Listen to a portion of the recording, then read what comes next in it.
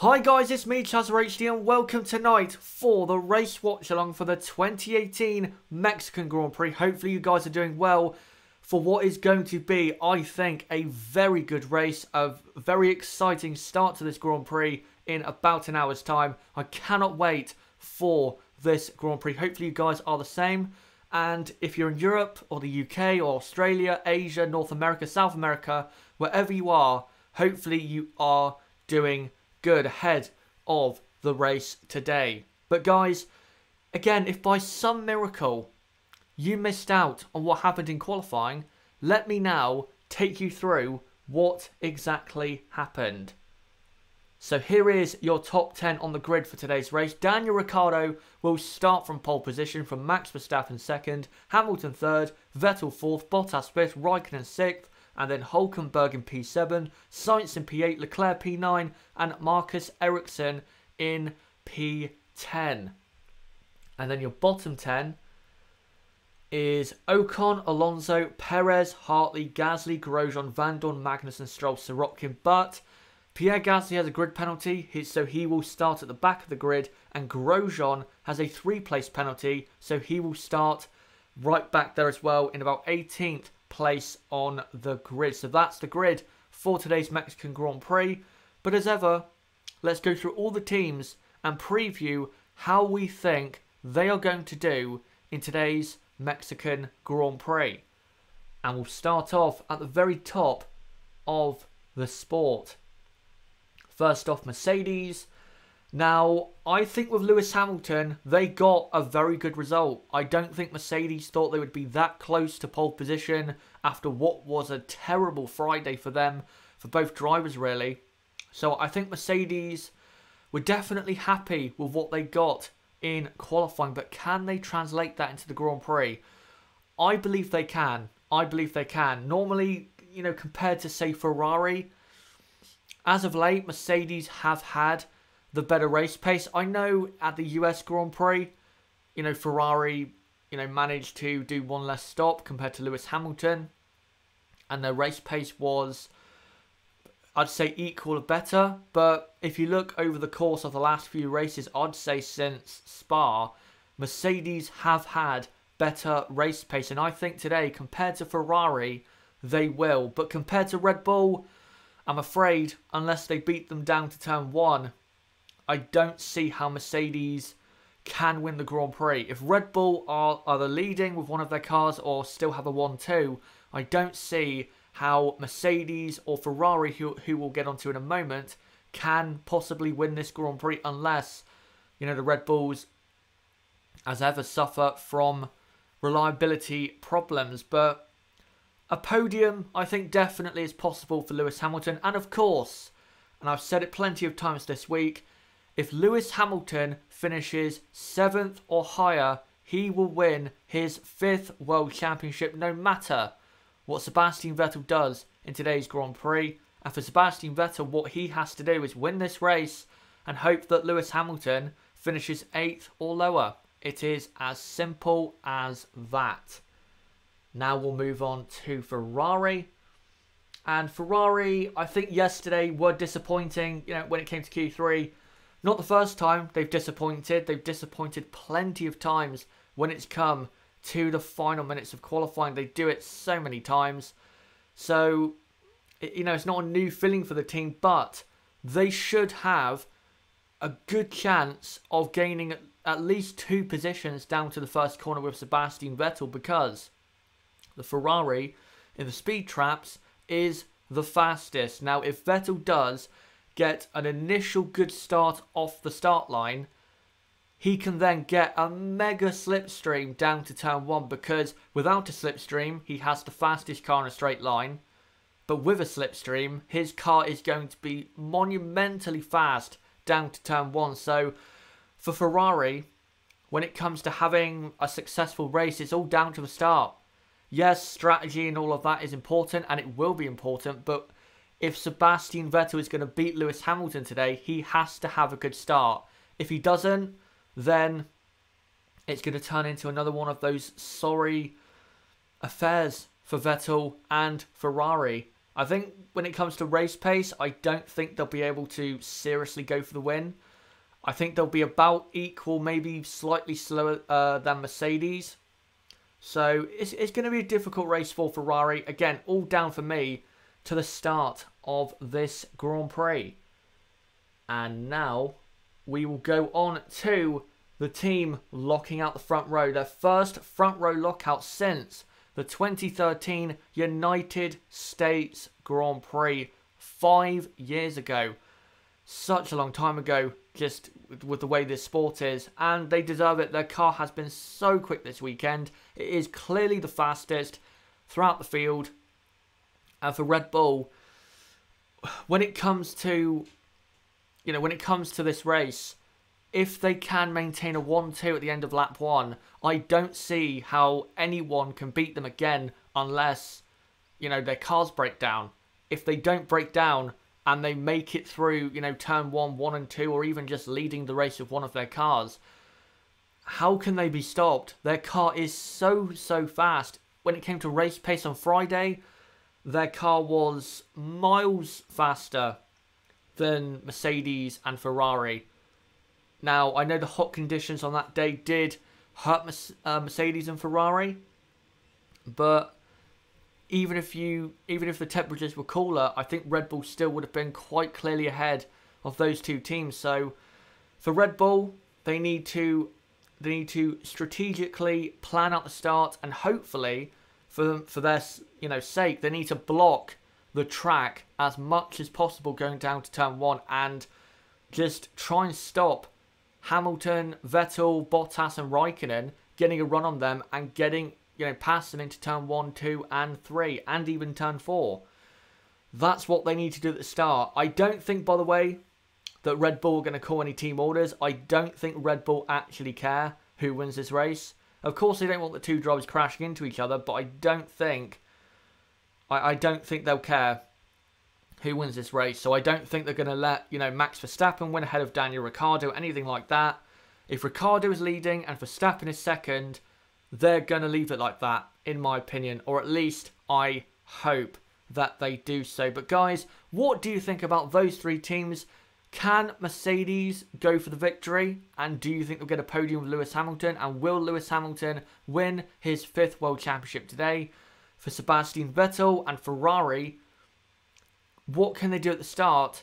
And after that, do you think they have enough pace to get onto the podium? And for Red Bull, who do you think will win out of the two drivers? And how do you think their start's going to play out? Do you think they're going to be 1 and 2 at the end of the first lap? Or do you think there's going to be some crashes and some controversy down into turn 1, 2 and 3? Put in the chat right now and I will read out your comments and answer any questions as we analyse these teams. By the way, thank you to the 100 people watching live already. That is so impressive to see you guys already coming along for this watch along. Great to see you here as always. And if you are new, don't forget to subscribe on the bottom right of the screen or click on my channel name and go to the channel page and hit the subscribe button as we do this every race weekend. Right, let's now go through your comments and answer some questions. Hello to Max Claydon, I just saw there, who's just joined. Great to see you along. Right, let's start. So Simon Cragland, great to see him as well. I think the start will be very crucial today. I think Vettel will overtake Hamilton into turn 1. I hope Ricciardo wins because I like him, but I think Max will win. I will get in to my predictions for this race as we get, say, 15 minutes away from the race starting. So in about, I don't know, half an hour to 40 minutes time, something like that, I'll get into my predictions. But yeah, it's not going to be too different from what people are predicting, put it that way.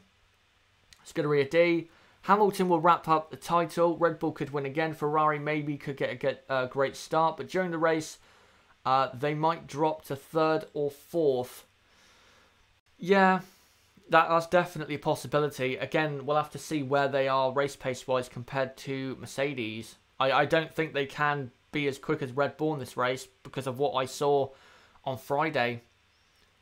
Thank you, Nathan. Says you're growing well, Chaz. Thank you very much. And yeah, the channel is growing very, very well. Max Clayton, I think Vettel will get Hamilton on the straight. Then Max will try to go down the inside. They will both crash, and then the Merc and Ferrari could go into the back of them. That would be a amazingly chaotic start if that did happen. Alexandra Lewis, hi Kaz, hope all is well. Hope all is well for you too. Do you think Ferrari might appeal to the steward's decision on Mercedes' rear wheel rims? That's been solved. The FIA, I think I saw that the FIA have cleared Mercedes. So Mercedes are fine over that. They don't need to take them off for anything. They did take them off for the US Grand Prix, and I wonder if that did have an effect on their tyre wear. That might have been why they had to do an extra stop. I'm not saying that's why, but, you know, I think that might have been why they had to do an extra stop with Lewis Hamilton. But no, Mercedes have been cleared over that and are using it for this race, and will be using it for Brazil and Abu Dhabi, and probably next season as well, and probably a more developed version next season. Joseph Hernandez, do you think Ferrari are going to crash into turn 1? I wouldn't be surprised if Vettel crashed. I know that's sad to say, but he's done it so much.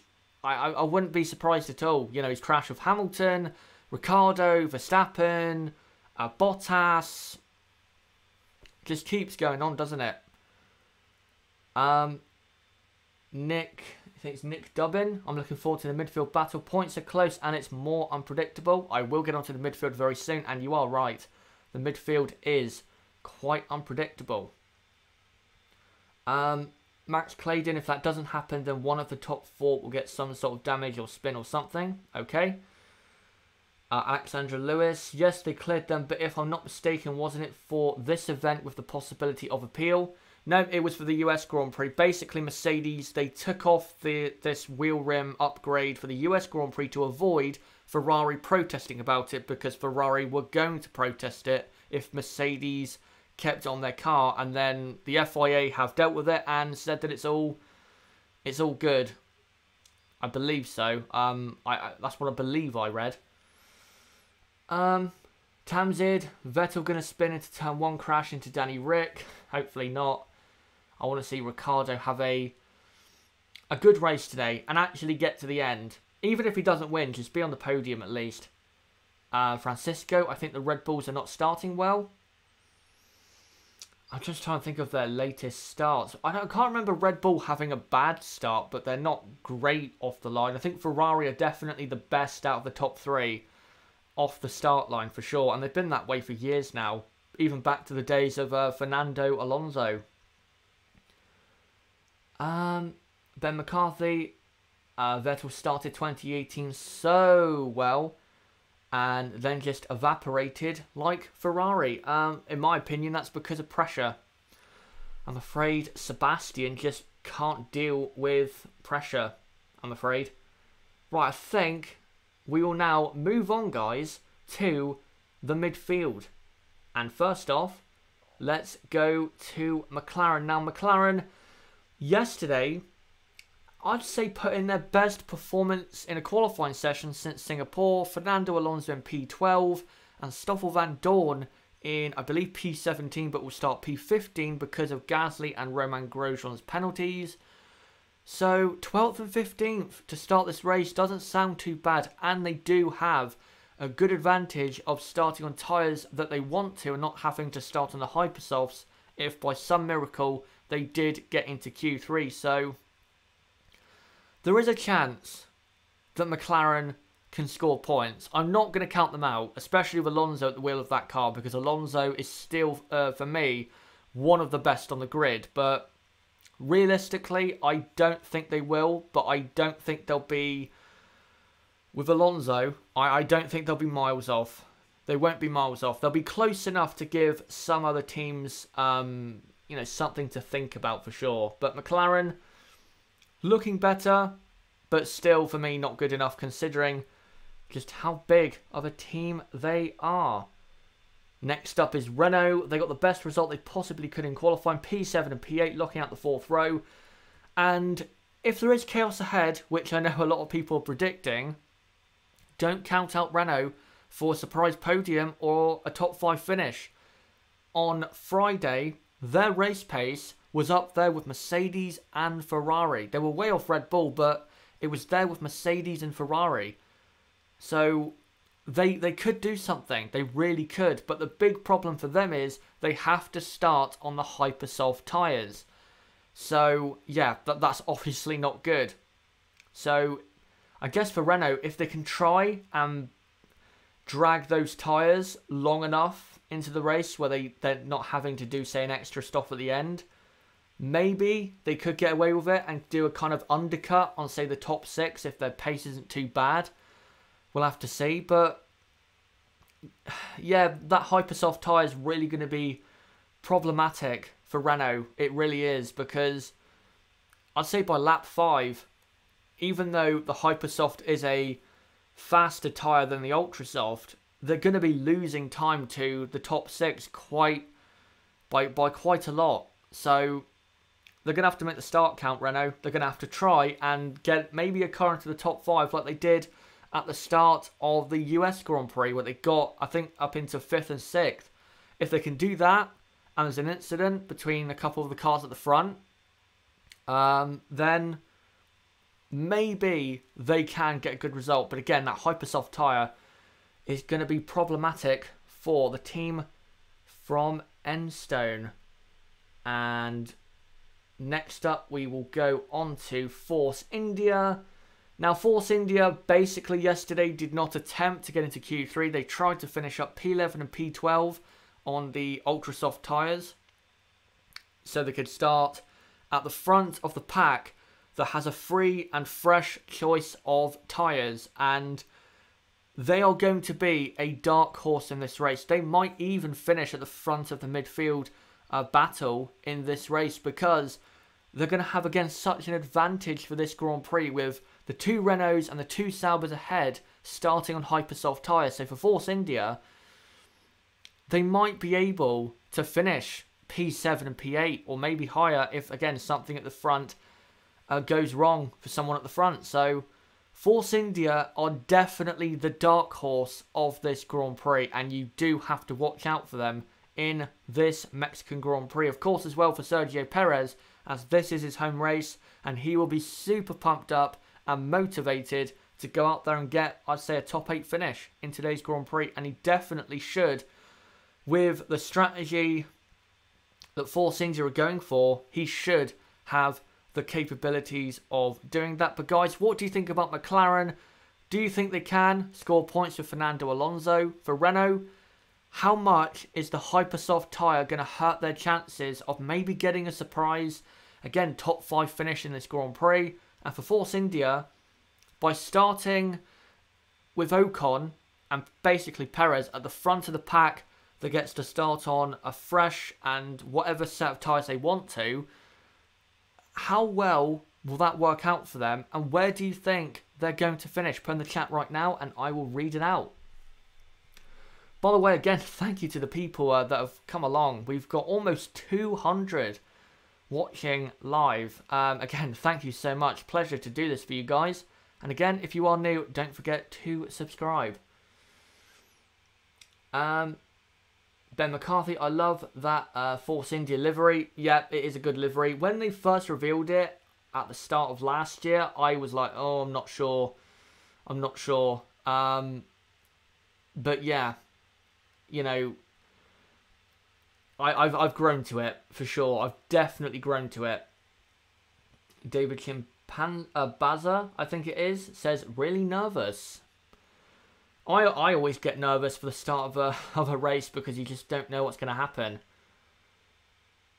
Ben McCarthy, I hate to say, but Perez has always consistently been beaten by his teammate at Mexico. Yes, he had scored points every year, but his teammates have always been fighting for top 5 / top 7 in Mexico. Yeah. Yeah. I mean, Hulkenberg was better and is better around this track than Perez, and Ocon the same. So yeah, when I say Perez, I think might do well. I'm not saying that you know, he's going to beat Ocon, but He doesn't really need to. As long as he gets up there in 8th or 9th, it doesn't really matter. As long as he gets points, that's what matters for Force India. Just looking at some more comments. McLaren really did shocked me. Renault did a good job. Haas was disappointing. That's from Scuderia D. Hello to Dak King Kyle, who's just joined the watch-along. Great to see you here as always. Engine failure for Alonso. Don't want that, but I think it will happen. That's from Alexandra Lewis. Ben McCarthy. Alonso said he wasn't proud of his performance. That's just Fernando being his typical self, I'm afraid. Hello, Chaz. Sorry I'm late. That's from JB. No problem. Great to see you along. At Harvard says, love your videos. Thank you very much. Great to see you here as well.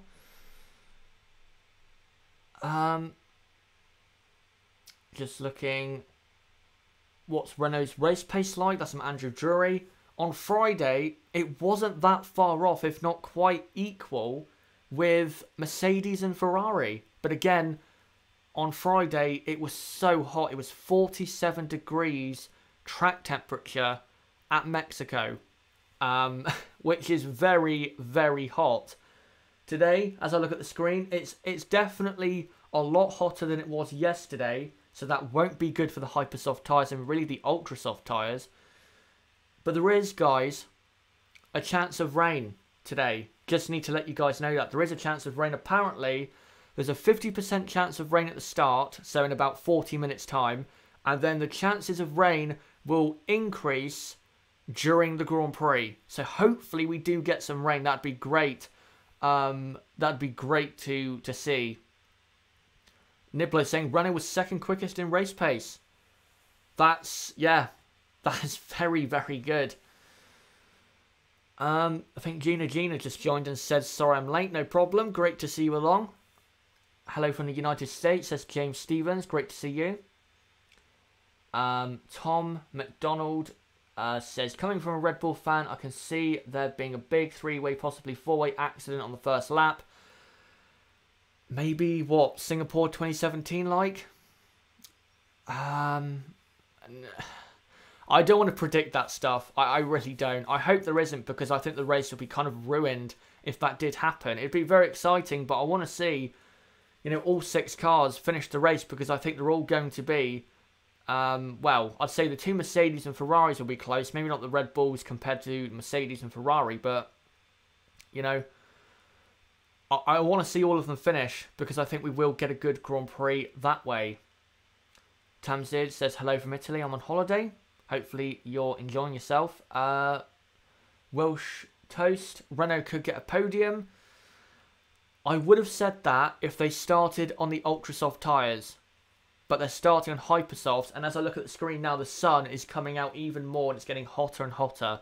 The last thing that the hyper soft tyre would want, and that Renault would want, is the track to be getting hotter and hotter and hotter. So, yeah, I don't think they will. I think the best they'll get, if they are a bit lucky, you know, with accidents ahead or reliability problems ahead, is a top 5 finish. But I don't think they'll get a podium. David has the has the prospect to be a great race. Yes, it does. It really does. Brem, happy 100 years of Czech Republic Day. Just looking, I'm going to read out a couple more and then I will move on to the rest of the midfield. By the way, guys, I know there's confusion. The race has not started yet. The race starts in, let me just look. The race starts in about 35 minutes time. So, yeah, still plenty of time to go. I'll complete the build-up of the teams in just a moment. Right, last one before I go on to the rest of the midfield. Francisco asks, do you think Renault can jump Kimi or Bottas at the start? I think they can get past Kimi, because Kimi at the start, even though he got a great start for the US Grand Prix, that was, I think, more to do with the tyres he was on. Because of Kimi's starts as usual. I'm just looking at the TV. Daniel Ricciardo. I think Daniel Ricciardo on his way to the pits has gone off the track. Oh, away to the pits, way to the grid has gone off the track. I think I just saw that. I don't know if that was from yesterday or not. That was very confusing. Sorry, I just looked at the TV and Daniel Ricciardo was going across the grass at turn 1. So, not a lot of grip out there. D. Lewis, the greatest ever? Question mark. No, I don't think he is. But if he does win the title today, which he's going to, then for me, he is now in my top 4 greatest of all time. But right, we'll move on now, guys, to the rest of the midfield. First off, Williams. Now, Williams, well, they were very, very slow. A lot slower than I thought they would be. And in today's race, I'm afraid, it's going to be another forgettable one from the team from Grove. Next up is Toro Rosso. Brendan Hartley, disappointed in qualifying. He was in the top 10 in Q1, but then in Q2 had no pace and ended up in 14th place. And that's where he's going to start. And he has to climb positions from that position. He has to. That car should be quick enough to get at least on the edges of the points, say P11 or P12. If he finishes where he starts, for me, that would be quite a poor result. Toro Rosso do have good race pace, and for Pierre Gasly, starting at the back, don't count him out if there's a safety car or a virtual safety car or a big crash at the start. Don't count out Pierre Gasly to get right in there for a points finish. It can happen. I mean, Brendan Hartley, the last race at Kota, started last and finished 9th after, the disqualifications. So, yeah, don't count out Toro Rosso. I feel as though people aren't really talking about them in terms of scoring points today, but they are also, like Force India, for me, a dark horse. So, again, look out for them in today's Grand Prix. But one team who was awful yesterday was Haas. Romain Grosjean was 16th and Kevin Magnussen was 18th. Grosjean now has a 3-place grid penalty, so he's basically starting at the back. And K-Mag starts, I believe, this race from 17th. Not good for Haas. They're basically just as slow as they were in Monaco. They feel as though they've gone backwards, to be honest, Haas. So yeah, not good from Haas F1. And what can they do in this race? Most likely, they're not going to get points because I don't think they have enough pace. But if I was Haas, and I think I said this in my review of qualifying, which, by the way, guys, is in the description down below if you have not watched my review of qualifying last night.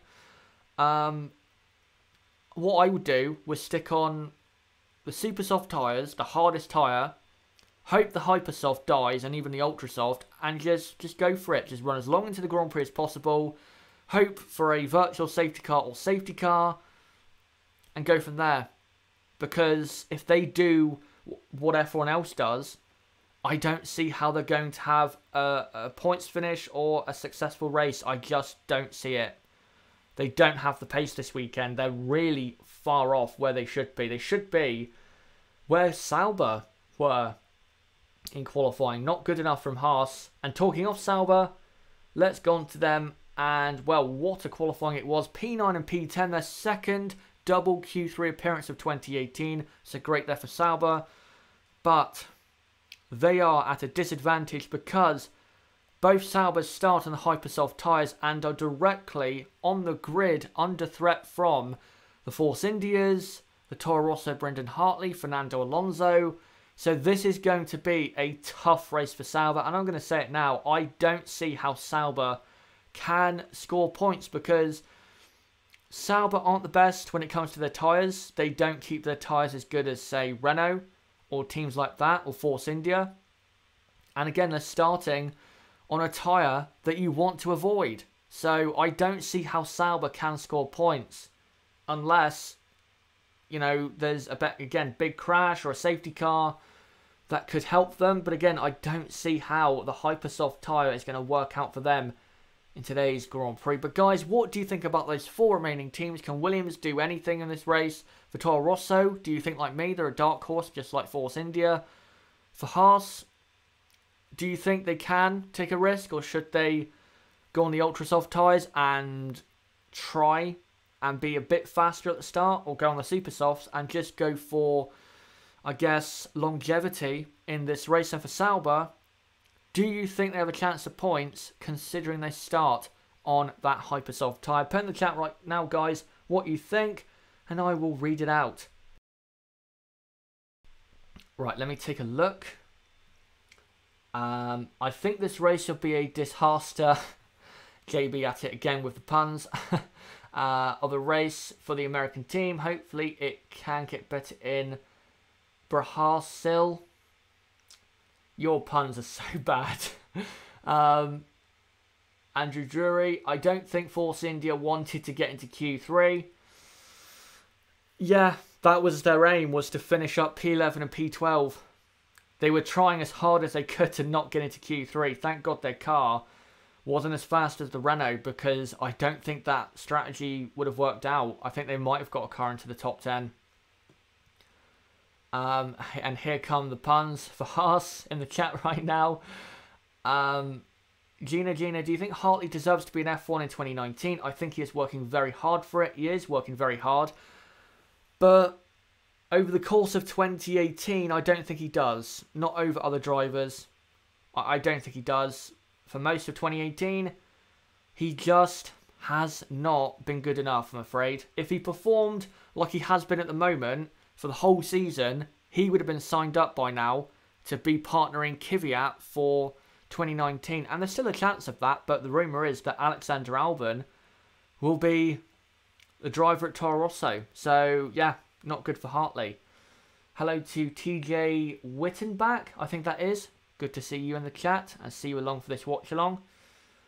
Albon definitely deserves a chance in F1. That's from Andrew Drury. I think I suggested this. I think I might be right with this. I think, guys, if you go back to my driver lineup predictions for 2019 video, which was in the middle of August, I'm pretty sure I suggested Alexander Albon. I'm pretty sure I did. And Ben McCarthy says, yeah, you did. I'm pretty sure I did. So, yeah, I think I'm right with that. And the reason I suggested that, guys, because I think Albon has been very underrated in F2 this season. It's all been about George Russell and Lando Norris, when Albon, most of the time, has been right up there with those two drivers. So I think does deserve a seat. If Russell and Norris, deserve a seat, I think Albon does too. It's sad but true about Hartley. That's from Gina. Nibbler says, yes, you did. Okay. Good to see that I've got something right for once. I'm sure you said Gasly and Albon for Toro Rosso. That's from JB. Yeah, I did say Gasly because I thought Red Bull would be ambitious and go for Carlos Sainz. But, yeah. I mean, I said that McLaren would be Ocon and Norris. Look what happened to that. Someone's saying in the chat, what about the other seat in Williams? Is that Robert Kubica? I don't think Kubica will be at Williams, and I don't think it'll be Ocon, to @Harbour, who just said that in the chat. It's going to be Sirotkin or Gutierrez. Gutierrez is now rumoured to be going to Williams as well. I think it'll be one of those two because Williams need money. Russell is there and they have the talent, but now they need the money because Martini are leaving Williams at the end of this season. They're going to lose a lot of cash from that and losing a lot of money from Lance Stroll leaving the team and the Stroll family leaving the team. So, yeah, for 2019, they need money. They desperately need it. So, Sirotkin or Gutierrez for me. TJ Wittenbach, who wins today? We'll get onto that very soon. We'll get on to that probably in about 10 minutes' time to my predictions. But I think, guys, we will move on to my one to watch in the race today. And I kind of revealed it a minute ago who my one to watch is. And it's not really a surprise. It is Esteban Ocon because he starts at P11. He can go on fresh tyres and go on ultra soft or super soft, a much more favourable tyre than the hyper soft tyres. So Ocon absolutely is the one to watch. Mexico's a good track for him. If he'd gone on the hyper soft, he would have been in the top 10 and maybe been P9 in qualifying, but has decided to go or went with the ultra soft in qualifying, starts P11, and I think is, unless he has a reliability issue, which is not likely for Force India, or has an accident, I think Ocon is guaranteed to be in the points. I think it's a guarantee because he has the pace, he'll have the better tyre wear, the better strategy.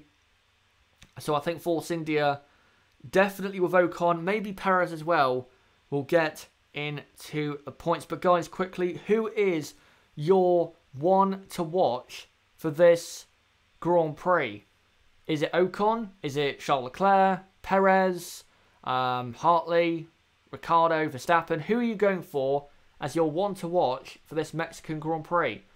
By the way, thank you to the 300 people watching live.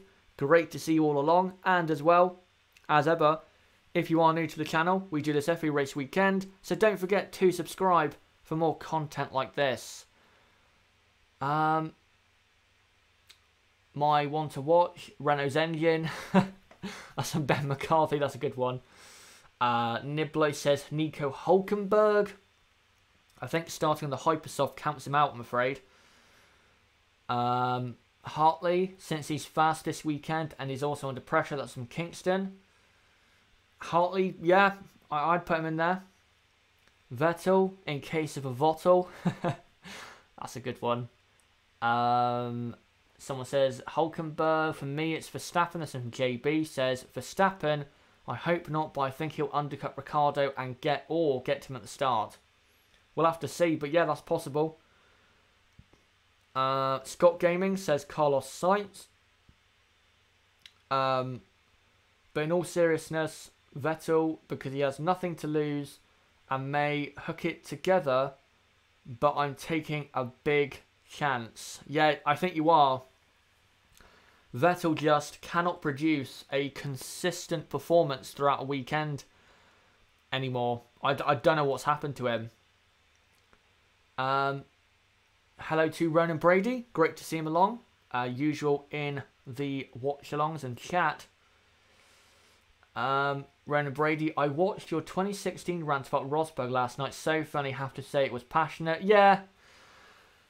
I think most of it was a bit misinformed. I still maintain the opinion that Nico Rosberg did not deserve to win the title in 2016 because, let's be honest, he won the title because of better reliability, and I don't think you deserve to finish ahead of someone because of something that is out of the driver's control. I'm definitely not as passionate about that subject as I was, but, you know, I was just angry and I had to let out some rage. Hello to Sebastian. Great to see him along. One to watch, Vettel spin. Sorry, one more please, Seb. I'll get on to the pit stop situation in just a moment. JB, the one to watch, the TV, Palmer, Datkin Kyle. I think Max will be angry after qualifying and he will carry that into the race with the same sort of elbows out style that won him the race here last year. Yeah, that's why I think at the start you do have to watch out for Max because he's going to be so aggressive and he needs to be if he's going to win the race. Right, I think we'll move on from the one to watch and now go on to a couple of subjects just to get into the rest of this build-up. We'll now get in, guys, to the tyre situation. Here are the race sets here at Mexico. Who has new tyres, who has old tyres. Let's get into it now. So you can see there for the Mercedes, Ferrari and one of the Red Bulls, they all have one new set of the Super Softs, but Verstappen has two sets of the Super Soft tyres. And by the way, Vettel, Raikkonen and Ricciardo have one new set of Ultra Softs. I think that's going to be important, especially for Ferrari. I think Ferrari are most likely going to go aggressive. I wouldn't be surprised if Ferrari go for a two-stop and go, you know, with the tyre they start on, which is ultra soft, maybe go to another ultra soft and then end on super soft, or you know, go to super soft early and then pit late on for ultra soft. I think that is a possibility. Right, we'll go through the rest of the grid. So you can see there, Force India, they have 2 new sets of the Hypersoft, but they're not going to use them. Hypersoft is not a tyre you want to be on. You can see there for Sainz and Hulkenberg, they just don't have enough fresh tyres. Gasly and Hartley have 2 new sets of the Super Softs and have 1 set of Hypersofts. Grosjean and Magnussen, of course, have plenty of tyres. So do McLaren.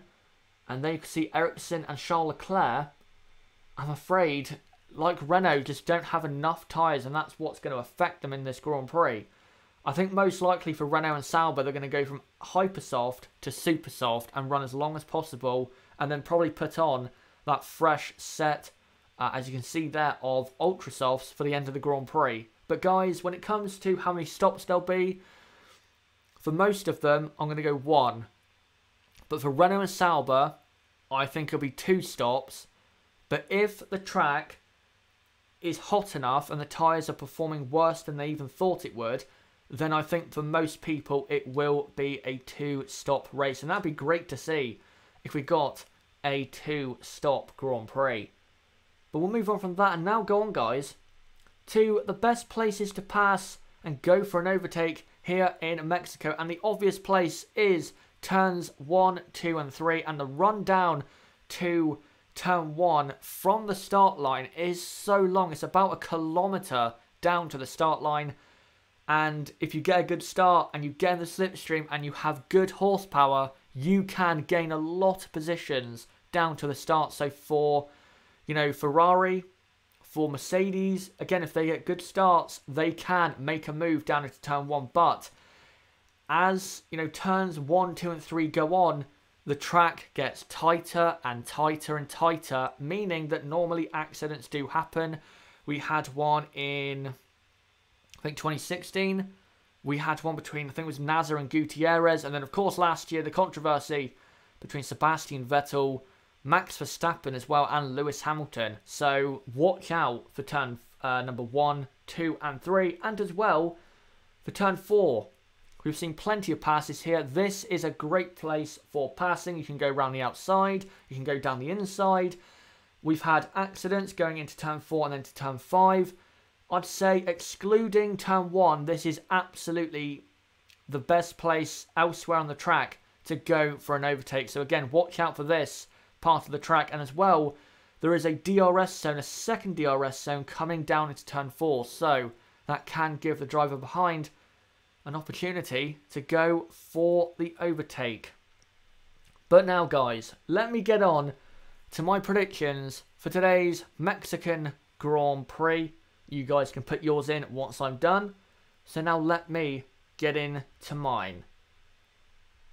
I am going Daniel Ricciardo, Danny Rick, for the race win. I think he'll get a good start, something Australian drivers don't really have, but I think this time he will get a good start to the Grand Prix. He'll lead at the end of the first lap, and I think he will go on to win because I think Ricciardo is definitely, I wouldn't say a better driver than Verstappen, but definitely equal when it comes to race pace. Ricciardo is a lot better at races than he is qualifying. Qualifying is normally Max's strong point, and then the races is where Ricciardo tends to come alive. So I think Ricciardo, if he leads at the end of the first lap, if he doesn't have any reliability issues, hopefully he doesn't, will go on to win this Grand Prix. In second place, I'm going Max Verstappen. I don't think Max will get Ricciardo off the line. I'm not sure if he'll be second at the end of the first lap, but somehow he will get back up to second place because the Red Bull is clearly the fastest here in Mexico, and in terms of race pace, I don't see how Mercedes, Ferrari or anyone else can compete with Red Bull on that front. And then in third, I'm going to go Lewis Hamilton. Yes, I'm going for an exact same top 3 as it is on the grid. The reason I'm going Hamilton in third place is because I think Hamilton, with his car, I think he'll drive better than, say, Sebastian Vettel, because he has in the last few races, and I think the Mercedes has enough race pace to hold off Vettel, Raikkonen, and for Hamilton to hold off his teammate as well. I think that Lewis will finish in 3rd place and take his 5th World Championship after, last year, where he was crowned a 4-time champion 12 months ago. But guys, what are your predictions for the 2018 Mexican Grand Prix? Who are you going for the win? 2nd place, 3rd place, 4th, 5th, 6th, and for the rest of the field, who do you think is going to win this Grand Prix? Put in the chat for the next 15 minutes who you think is going to do so, and I will read out as many as I can, again, over the course of the next 15 minutes. Right, I'll just cut to a picture quickly. There you go, of Mr. 44. 400 people watching live now. Again, great to see you guys along. And again, before the race starts, if you are new, don't forget to subscribe. On the bottom right of the screen, or click on my channel name and go to my channel page and subscribe. Like this video, comment down below what you thought of this video, and comment down below what did you think of this race and what do you think so far. As well, don't forget to join our Discord server, link below in the description. The Discord server is the best way to get notifications for my videos. It is absolutely the best way. So if you want notifications, go into the Discord server below and join that community over there. As well, don't forget to follow me on Twitter for more updates about what I do with my channel, and check out chazerhd.com. Again, a great place to keep up to date with what I'm doing. Right, now let's get into some predictions. I can't wait to get into this. It could be a lot. Right, let's get going then. TJ Wittenbach. Max, Daniel, Seb is my podium. Lewis finishes 4th and wins 5th world title. Okay. Sebastian says Max, Vettel, Hamilton. I'm assuming he's going for Ricciardo retirement. Bottle of Vettel to get on the podium. That's from Ronan Brady. Charles Nightingale. Max 1st, Hamilton 2nd, Vettel 3rd. Just looking. Max. So I think, no, you're going Ricciardo 1st. Max 2nd, and then, or Max or Hamilton 2nd, and then Hamilton or Vettel 3rd. Okay. Sebastian, Max, Seb, Hamilton. Scuderia D, Max, Danny, Seb.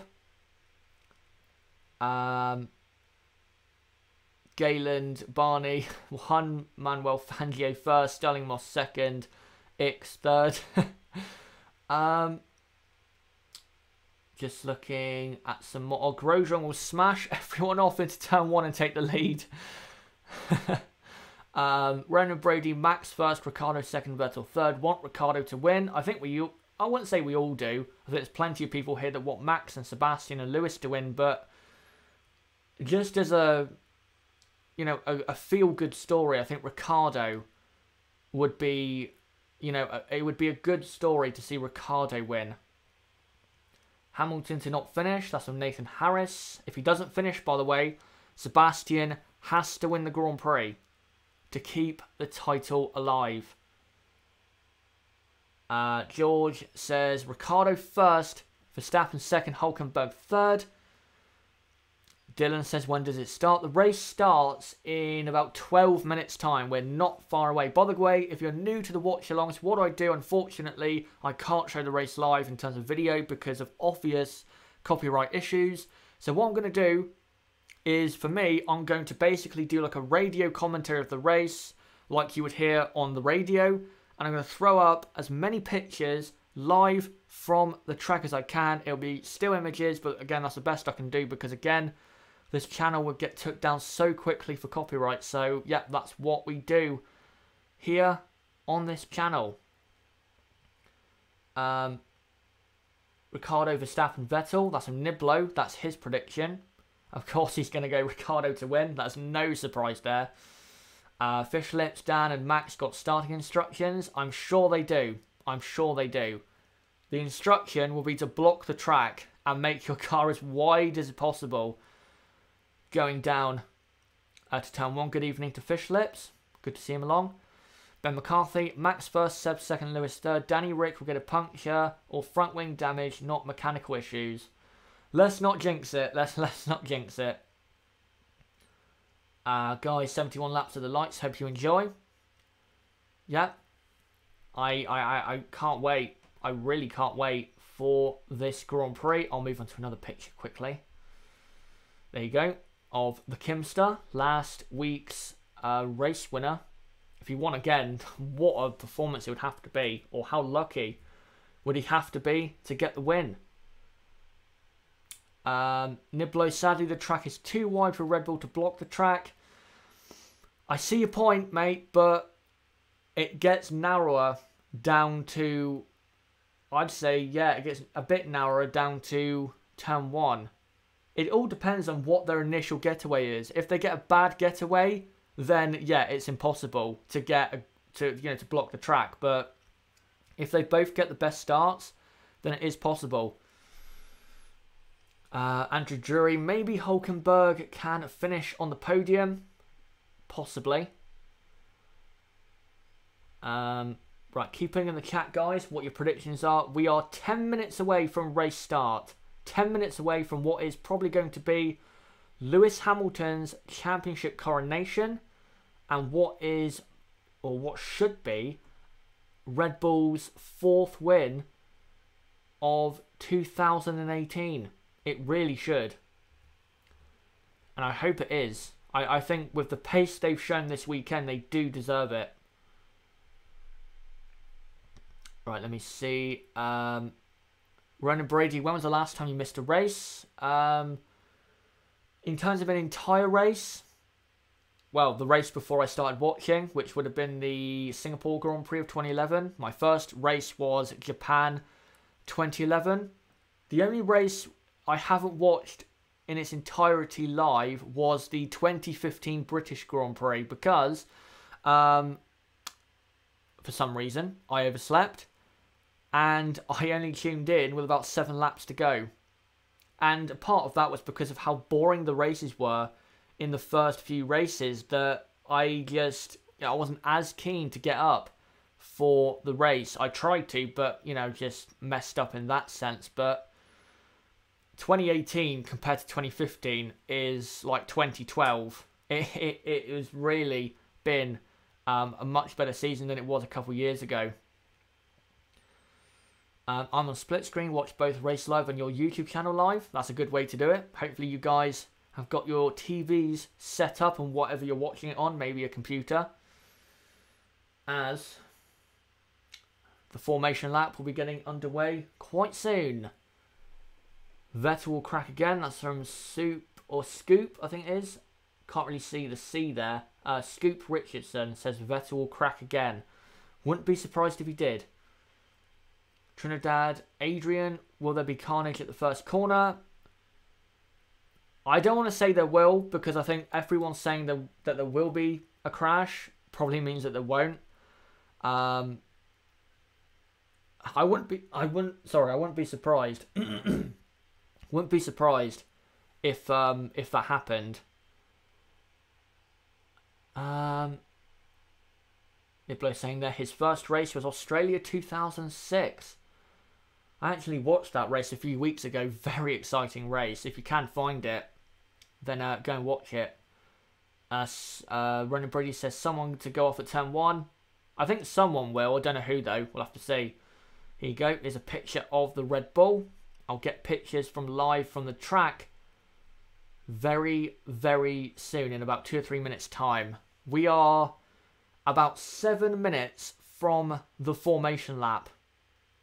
Scuderia D says his first race was Brazil 2009. Okay, Warren M. All I want for Christmas is a little shoey, a little shoey, a little shoey. Oh no. Oh no.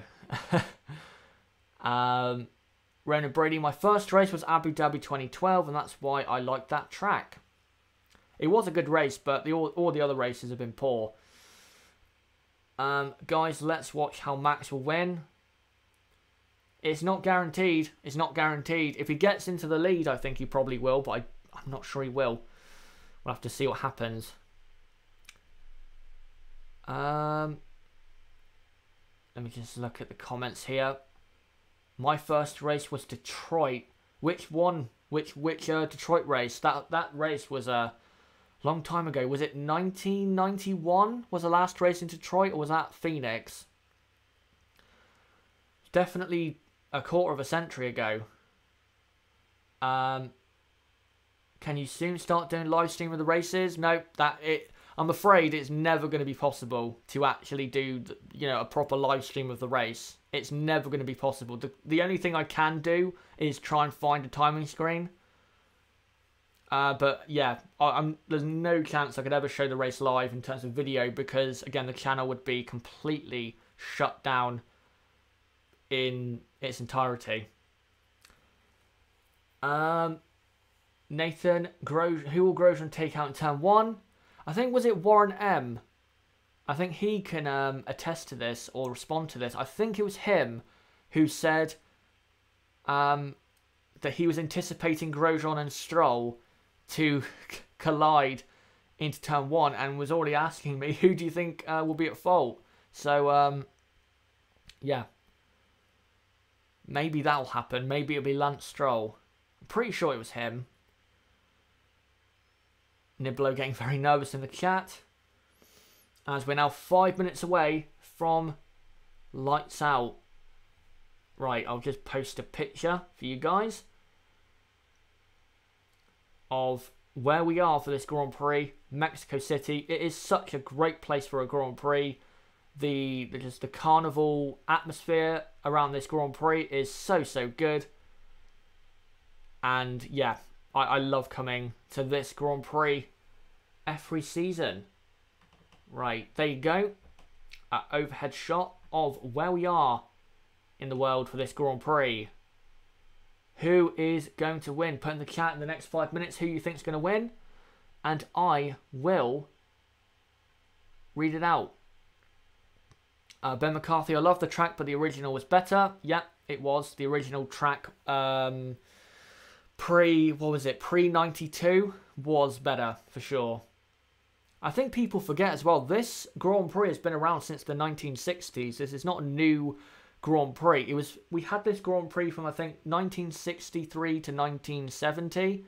And then it came back, I think, in 85 or 86 until 92. So it is a classic race on the calendar. By the way, guys, just to let you know before the race starts, you guys might have been familiar that I do a race reaction about 45 minutes after the race watch-along ends. From now on, starting tonight, I will do an instant race reaction. There'll be no race reaction video, but there will be a race reaction. Instead, I will stay on for an extra hour to react live to the race with you guys. So this race watch-along, instead of being 2 hours and 45 minutes like it usually is, will probably be 3 hours and 45 minutes. So there you go. Max for the win is what my head tells me. That's on Warren M. About 2 minutes away from the formation lap, guys. Brem, Hamilton will still win because Mercedes will smoke everyone on strategy again. Well, they didn't really do that in the US Grand Prix, did they? So they don't do it every time. Gina says, awesome, thank you, no problem. It was an obvious thing for me to do, to do the race reaction,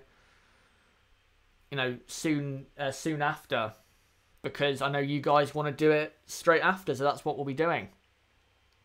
Nervous leg tap is in full effect. Yes, it is. Even though I don't support anyone, I just want a good race. Even I get very nervous before the start of the Grand Prix. I always do. I don't know why, because again, I'm not supporting anyone or anything, but yeah, whenever we get to the start of the race, my heart is always beating out of my chest. The US Grand Prix was tough for Hamilton, driving on the wrong side. I did see that. They had, was it a lot more tyre pressure or weight on one side of the car compared to the other? Something like that. That was very weird. Very weird. Hello to Raghav Gupta. Great to see him along. We're almost getting up to 500 people watching live. Great to see you guys along. And as the formation lap is about to start, just to say again, if you are new, don't forget to subscribe. We do this every race weekend. Every race weekend we do this. So hopefully you do subscribe and join the community for more content like this. Right. So Ocon, by the way, is on super soft tyres. Alonso's on ultra softs. then I think a lot of people outside the top 10 on super soft tyres I just saw there. So the formation lap is about to start. As they are now going to leave the grid in just a second. As the clock ticks to 10 past 7 here in the UK. And there you go. The formation lap is underway. So in about 2 minutes time, the race will start. Just for someone asking in the chat, the race starts in about 2 minutes. I will try and throw up a last image before the race starts. Or, you know, the lights go out. As they now go through turns number 1, 2 and 3. I only support Vettel for that reason too. Okay. Yep, they are on the formation lap. Good to see Julian Oms. Will Red Bull let Ricciardo win? That's from Gina.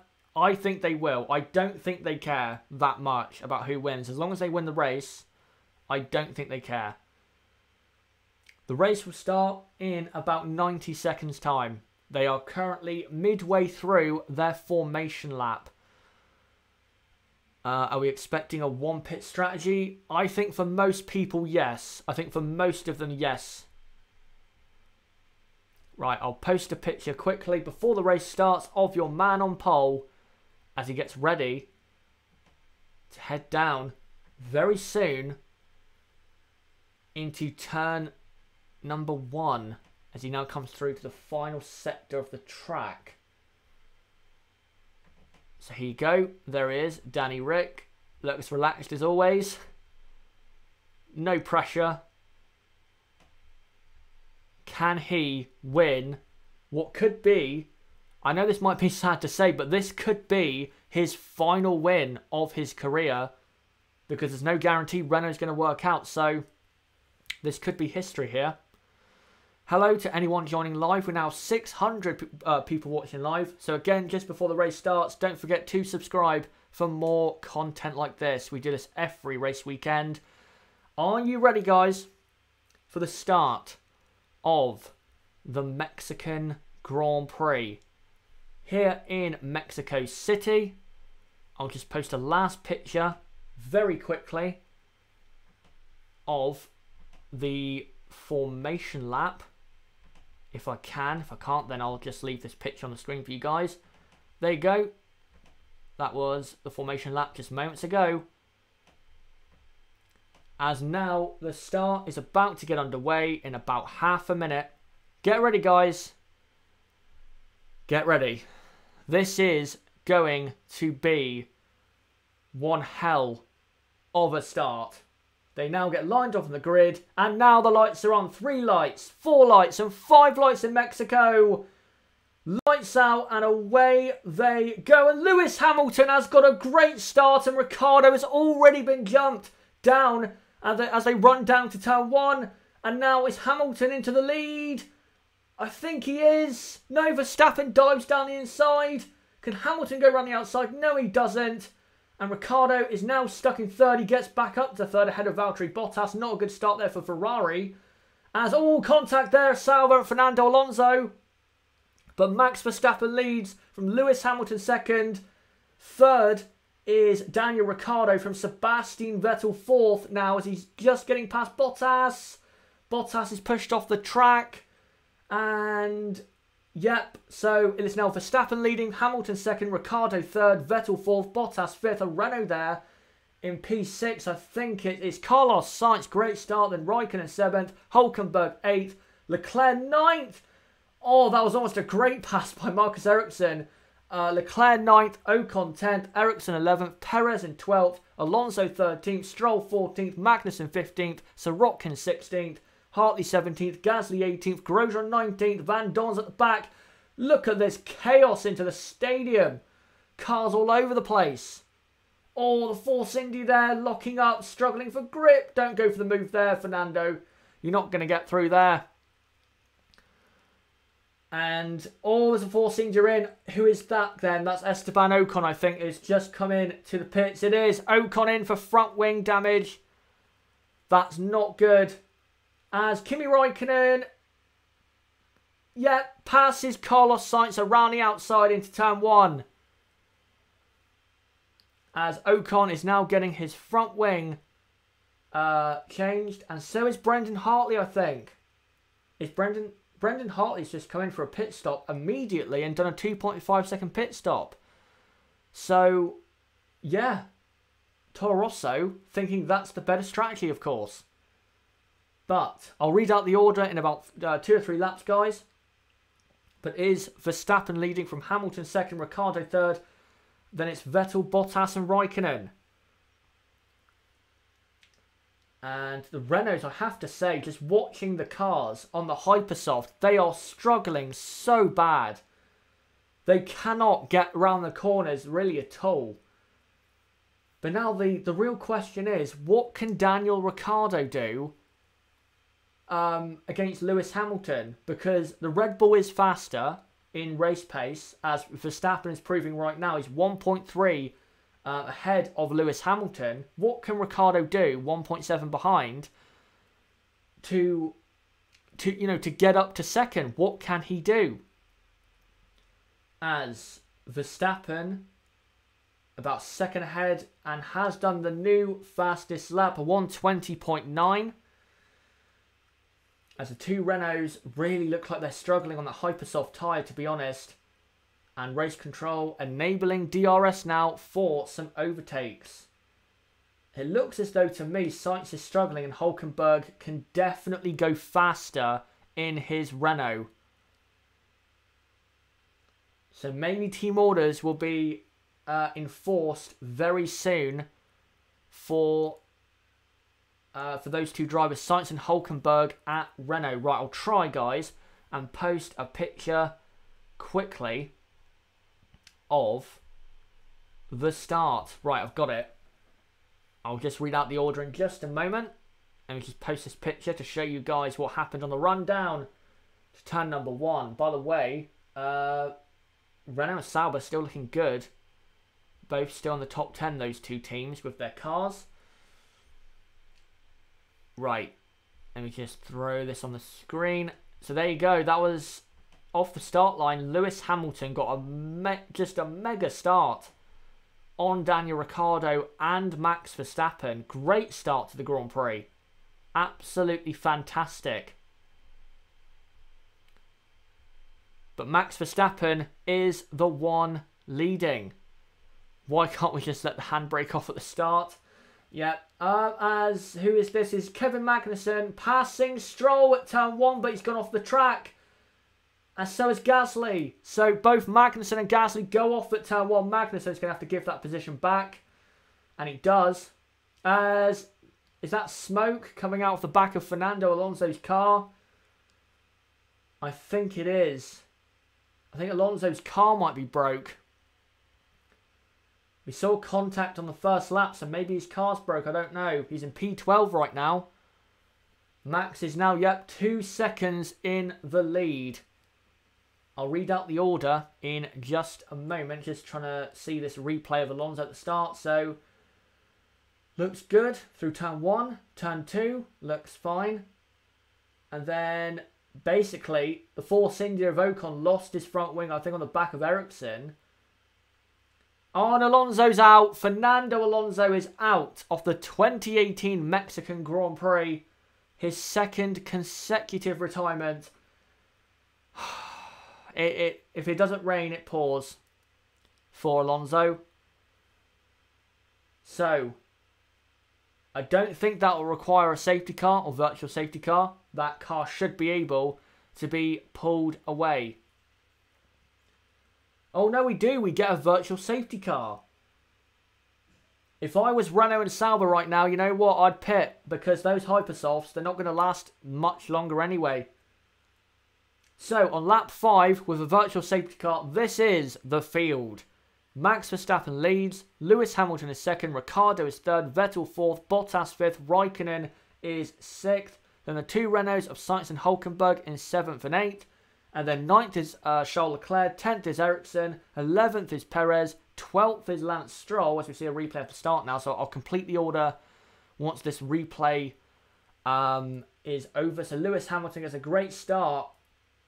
Of course, he has better straight line speed, does Hamilton, with the Mercedes. But then Verstappen, much better braking down into turn 1. And that's how he got back into the lead. Ricciardo held off Bottas very nicely. Vettel then went around the outside of Bottas down into turn 4. As this is how Ocon lost his front wing. He was on the rear tyre of Nico Hülkenberg. And, well, completely destroyed his race. I don't think Ocon's at fault. It's just a normal lap 1 incident, but definitely destroyed his race. This is what happened with Vettel. Went round the outside. Bottas. Touch there from Sebastian Vettel. So contact between Vettel and Bottas. Was Vettel... Oh... I'd have to say Vettel, I think, just about gets away with that because... Yeah, Vettel's ahead. Vettel is ahead. He has the right of way, in my opinion. So now the virtual safety car is over. So it is Perez 11th, Stroll 12th, Magnussen 13th, 14th is Van Dorn, 15th is Sorokin, 16th Grosjean, 17th Hartley, 18th is Ocon, 19th is Gasly, and your only retirement so far is the McLaren of Fernando Alonso's Kimi Raikkonen does a fastest first sector. What? Vettel made contact and didn't spin? Indeed. That is quite a surprise. Right, let me just see if I can find... I can't find an image of the Vettel Bottas, but I can find an image which perfectly describes what's going on at the front of the field. And let me throw it up now. Let me just try and get it up on screen. So Verstappen leading from Hamilton 2nd, Ricciardo 3rd, Vettel 4th. A very stagnant leading group. There you go. That describes what we're seeing right now. Max Verstappen is fully in control of this Grand Prix. And you have to be fair to Max. I know yesterday he acted like a petulant child, and he did. But on pace, I think Max does deserve to win on pace this Grand Prix. So, yeah, looking good for Max. But, of course, that Renault power unit could seize up at any moment. As now Sergio Perez, on his super softs, has closed up massively to Marcus Ericsson on the Hypersoft tyres. So the Hypersoft, 7 laps in, are already going off the cliff. As he now comes into the S's, the cars are going so slow compared to what they were like in qualifying because, of course, they have to save their tyres. Can't rip them to shreds. As Perez, I think, will be able to make a move, possibly down into turn 1. Unless Ericsson pits. But yet, Verstappen leads as the pit window is now open if you're doing a 2-stop. Hamilton is keeping the gap at about 1.5 to 2 seconds. Ricciardo is about 1.5 seconds behind Lewis. And then Vettel is about 3 seconds behind Ricciardo. Raikkonen, by the way, right up to the back of Valtteri Bottas and gets DRS down to turn 4. So Kimi Raikkonen is looking good. Closing up to Bottas. So if he stays with him, you never know, Kimi Raikkonen could get up to P5. As they go through, and Raikkonen, I think, has a flat spot on his left front, or maybe the tyres are really wearing out and he just cannot cope with it.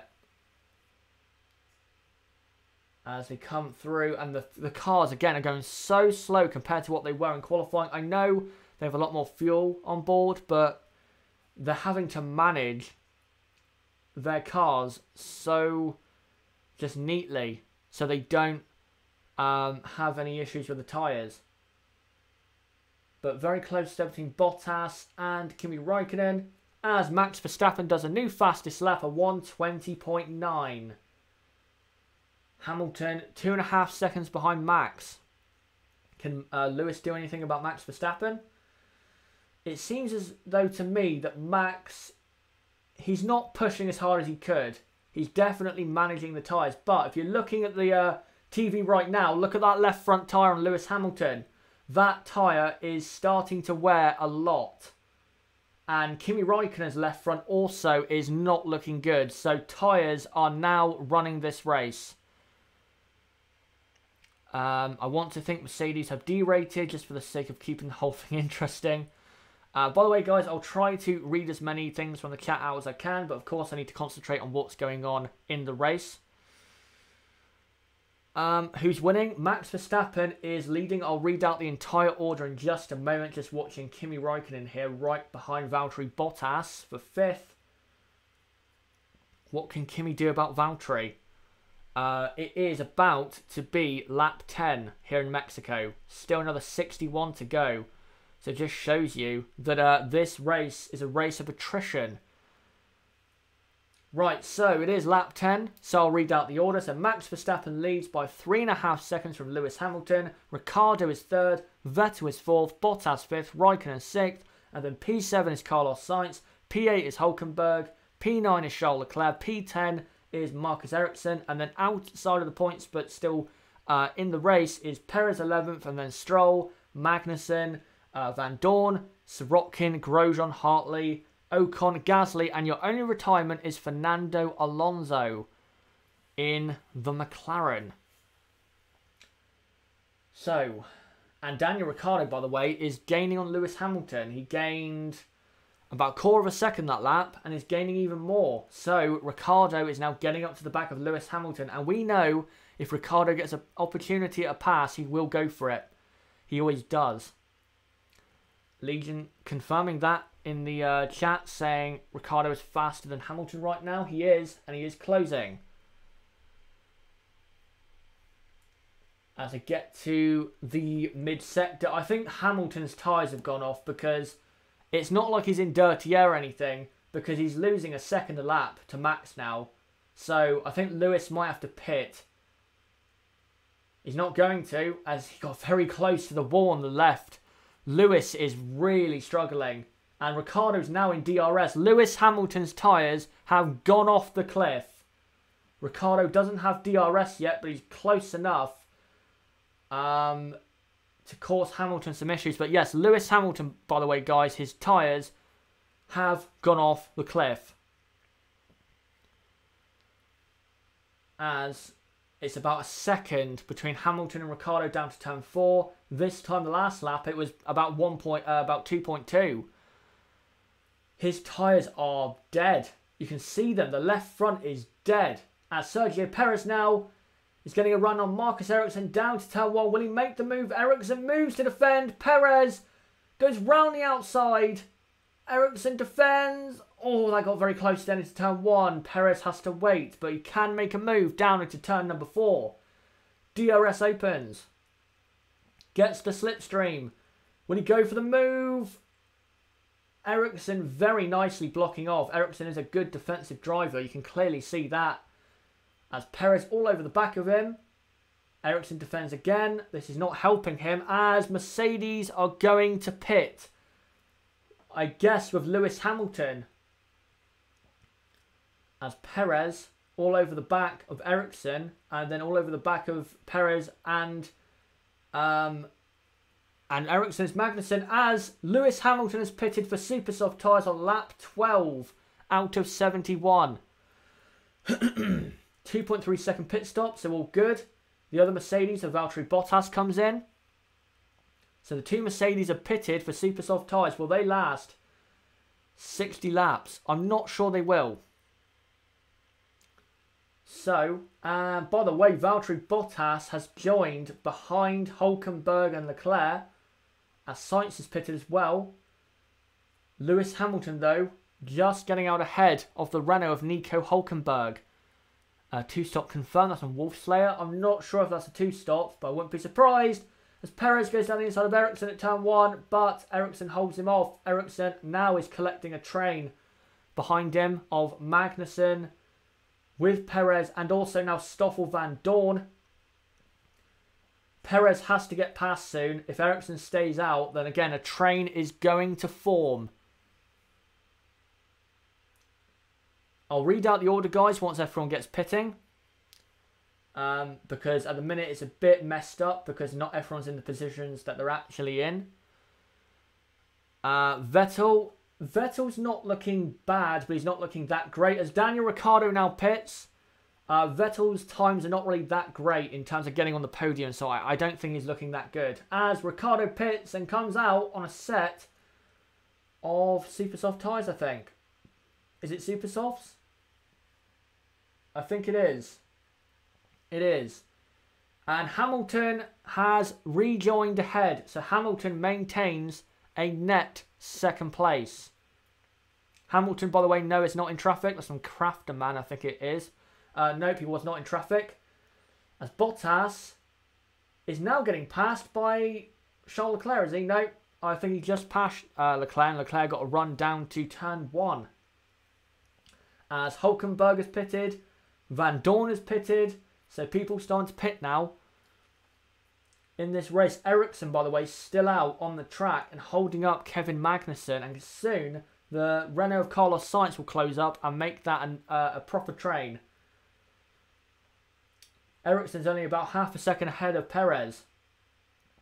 As Max Verstappen now pits on his ultra soft tyres. So, comes into the pits, hopefully nothing goes wrong for him. Comes in, what tyres go on? It is super soft tyres, good pit stop, and away he goes, and he will maintain the lead pretty comfortably, I think. 2.6 second stop as Sebastian, Vettel and Kimi Raikkonen now have themselves in first and second respectively. So it's a Ferrari 1-2, but the Ferraris, by the way, have not pitted. So we'll see what they do. Vettel could do something similar to what he did in 2016 and run long into the Grand Prix and hope that that gets him some good and fresh tyres for the end. That's what he did in 2016 and it did work. Right, I'll just show you guys quickly a picture of Fernando Alonso retiring as Perez goes around the outside of Ericsson and gets the move done. I think, yes he does, Perez passes Ericsson. So Perez gets past the moving chicane that was Marcus Ericsson. There you go, Fernando Alonso. That was him retiring about 10 laps ago. Brought out the virtual safety car for a small time. Right, I'll try and find a couple more as... Who is this? Verstappen all over the back of Kimi Raikkonen. Surely Kimi's going to pit. No, he's not. Kimi's going to stay out. So Verstappen is now going to have to pass Kimi down to turn 1 and he should be able to do it quite easily. Pulls alongside and Max is going to get the move done pretty easily. And he does, down into turn 1. So Max deals with the traffic well. Right, I'm just trying to post this picture for you guys of Lewis Hamilton pitting. As Verstappen is now to second, but is net leading this Grand Prix. Because Sebastian Vettel in the lead is yet to pit. And Vettel, when he comes out, will not be in the lead for sure. So there you go. Mercedes pitted both cars and put them onto the super soft tyres. Mercedes struggling for tyre wear. Yeah, that's quite new, to be honest. Because if you remember at Suzuka and Russia, they were much better on their tyres than Ferrari. But it's the other way round. As Vettel, what is he going to do? Is he going to pit? As Magnussen has now been passed by Carlos Sainz. So Sainz making good progress. Gap between Hamilton and Verstappen. Right, I'll read out the order now. So Vettel is leading but has not pitted. Verstappen is second. Then Raikkonen is third, has not pitted yet. Hamilton is fourth. By the way, for someone asking, Verstappen is 4.2 seconds ahead of Lewis Hamilton as Hamilton closes up to Kimi Raikkonen. Then Ricciardo fifth, Bottas sixth, Perez is seventh, hasn't pitted yet. Sainz eighth, has pitted. Ericsson ninth, hasn't pitted yet. Hulkenberg 10th, has pitted. Magnussen 11th, has not pitted. Grosjean 12th, has not pitted. Hartley 13th, has pitted. Ocon 14th, has pitted. Leclerc 15th, has pitted. Gasly 16th, has pitted. And then Van Dorn, Stroll and Sirotkin all have pitted as well. And your only retirement on lap 16 out of 71 is Fernando Alonso in the McLaren. As Hamilton, by the way, he's close up to Raikkonen, but now Ricciardo's all over the back of him. So Hamilton needs to get past soon because he's going to be under threat from Danny Rick. Kimi's tyres, by the way, don't actually look massively bad. He's definitely not quick enough to maintain his position, but yeah, not bad for Kimi to go this far into the Grand Prix on ultra soft tyres. As Kimi comes around the final corner, and you know what, Hamilton might struggle to get past down into turn 1, you know. As Ricciardo is in the DRS zone and looks closer to Hamilton to me than Hamilton is to Kimi Raikkonen. As Raikkonen is defending now, and Lewis Hamilton goes down the inside, but Raikkonen's going to defend it. And pushes Hamilton wide. Hamilton goes round the outside. Great move by Lewis Hamilton. Forced his way through. Ricciardo, though, comes past, and now he will surely have a look at Hamilton. No, he's not going to. He's just going to get past Kimi first, and then he'll deal with Lewis Hamilton. By the way, very intimidating. We have 666 people watching live. Let's try and get that slightly higher, guys. As yet, great move by Hamilton, and then very expertly done by Daniel Ricciardo. By the way, thank you for so many people watching live. And again, if you're new, don't forget to subscribe. Legion says sacrificial lamb. Yep, he is. As Sebastian Vettel now pits from the lead and comes into his pit box. What tyres does he go with? Super soft tyres also, but they will be fresher than the tyres on Ricciardo's car, Hamilton's, Verstappen's. So he's not out of it. He's not out of it. As also Kimi Raikkonen pits as well.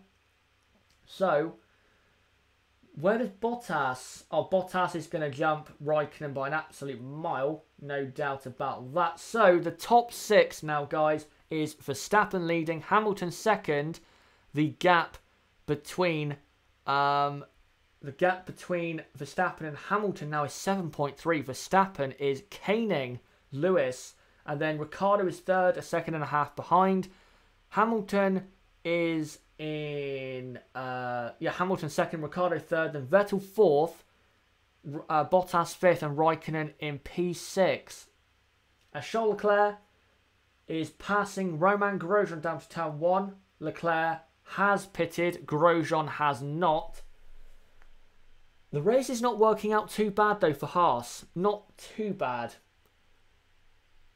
Right, I'll try throw up this image of Max Verstappen when he pitted, as Leclerc holds off Grosjean from a possible retaliation. I'll quickly post up this image of Max, he's pulling away so much. He's doing exactly what he did last year. Pulling away and toying with the rest of the field. Something we may have to get used to in a few years' time. Kind of like, well, the greats of the sport have done. Right. I'll post this one quite quickly of Max Verstappen passing Kimi Raikkonen a short while ago. By the way, though, just to say, Stoffel Van Dorn is not looking too bad here. Not looking too bad at all. If he gets some luck, he might get a point. That's all I'm going to say, but he's not looking too bad. He's right on the back of Gasly and Ocon, so not looking too bad again. Here you go, Verstappen going down the inside of the Kimster into turn 1. That was about 5 laps ago. Right, let's see what you guys are saying. Gap between Hamilton and Ricciardo, that's in Beacon F1. It is 2.5 now, so Hamilton is starting to pull away. So, right, on lap 20, This is the orders. Oh, hold on. Stoffel Van Dorn going for the move on Pierre Gasly. No, he's not going to go for it right now, but we've got a bit of a train behind. Leclerc and Grosjean. By the way, Leclerc's not really pulling away.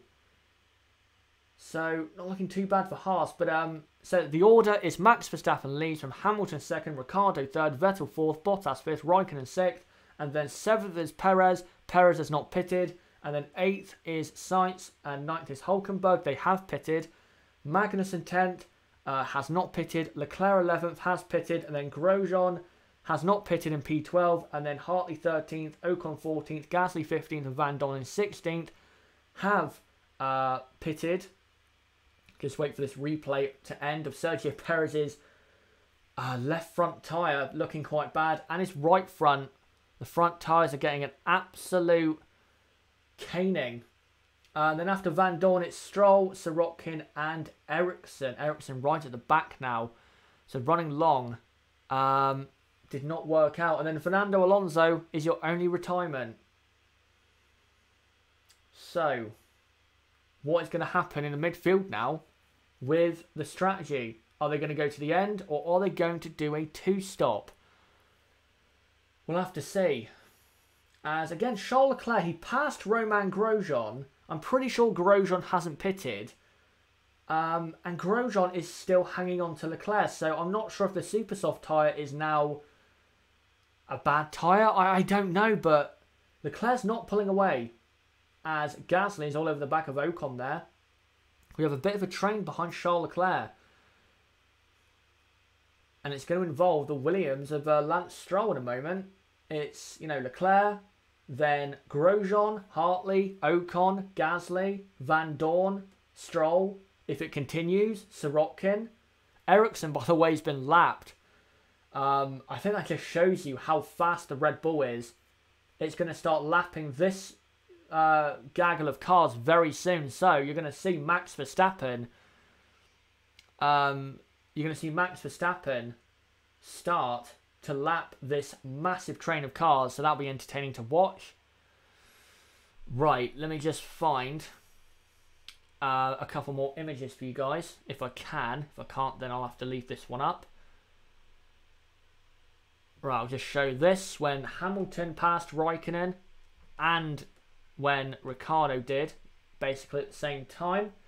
Gasly's quite close to Ocon. I think I just saw someone in the chat saying, is this race boring? I don't think it is. It's been a good race so far for me. I think this race will play out very nicely for the end. I think you have to wait probably to the end for it to get very exciting. There you go. That's when Lewis and Daniel passed Kimi for their respective positions, P2 and P3. Yep, Max will have to pass that train. Daniel Ricciardo is about 2.2 seconds behind Lewis Hamilton. Vettel, by the way, only 1.5 behind Ricciardo. So Vettel's tyres looking very good. And by the way, I just saw Lewis's front left again is graining. So Mercedes, I think, might have to do a two-stop because we still have 50 laps to go. And Lewis's tyres are graining again. Will he have to do a three-stop? I don't know, but Mercedes, their tyres are falling apart. Just looking again, there is a bit of a train. Well, Leclerc's starting to pull away now, but definitely behind Grosjean, I'd say there's a train of Grosjean, Hartley, Ocon, Gasly, Van Dorn and Stroll. And soon to be Sergei Sirotkin. John suggests a three-stop. That would be very exciting to see. You guys would get to see what it was like 5 years ago if you weren't watching F1 back then. Replay though of how Fernando Alonso retired. I think some damage got in his car. Yep, you can see it. It's in the where the barge board is. I got in there and I think caused the car to maybe overheat. I want to see though Lewis Hamilton's front tyres from his onboard camera, because I get a feeling his front tyres are gone again. His left front definitely looks grained.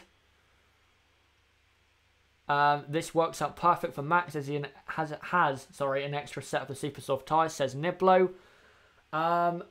Yes. Yes. That does work out well. By the way, for Crafterman, Bridgestone were not in F1 5 years ago. That was still Pirelli. Do you have F1 TV? Nope, I don't. I wish I did, because that'd be the only thing I'd ever watch. But no, I'm watching this on Sky Sports F1. So, what's going to happen here? By the way, Ricciardo is closing in on Hamilton again. It's now gone from 2.5 to 1.5. So Hamilton's tyres have gone off again, as Verstappen is about to stretch his lead to 10 seconds. Hamilton is struggling, and Vettel, by the way, is just over a second behind Ricciardo. So we are going to get, I think, a great battle now for second place. I think the race for the win is pretty much over, unless Max has an issue. It's all down to second, third, fourth, and maybe fifth if a train starts to form. Yep, that left front is graining, so I think Lewis is definitely going to have to pit again, and I think one of his rear tyres looks like it's starting to grain. So, yep, Lewis will have to pit again and now has to lap Marcus Ericsson. So, his tyres will get even more damaged by having to lap a car in dirty air. He's been on the Super Soft 12 laps, and yep, he definitely has graining in the middle. So, Lewis will have to pit again. But what does he put on? Because he doesn't have a fresh set of any other compound. So does he go for another set of Super Softs, which are going to be worn? I don't think he has, though, any more Super Soft tyres. This race is really starting to come alive. Don't go away, guys. Don't go away. This race is coming alive. But on lap 25 out of 71 as Lewis Hamilton laps Marcus Ericsson. This is the field. Verstappen leads by 10 seconds from Lewis Hamilton second. Ricciardo is third. Vettel is fourth, now within DRS of Ricciardo. Fifth is Bottas. Sixth is Raikkonen. Seventh is Perez, still has not pitted.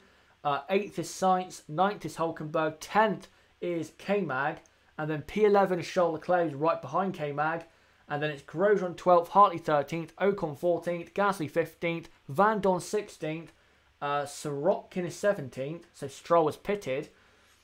And then Ericsson 18th, Stroll 19th, and Alonso is your only retirement. This is what happened for Lance Stroll.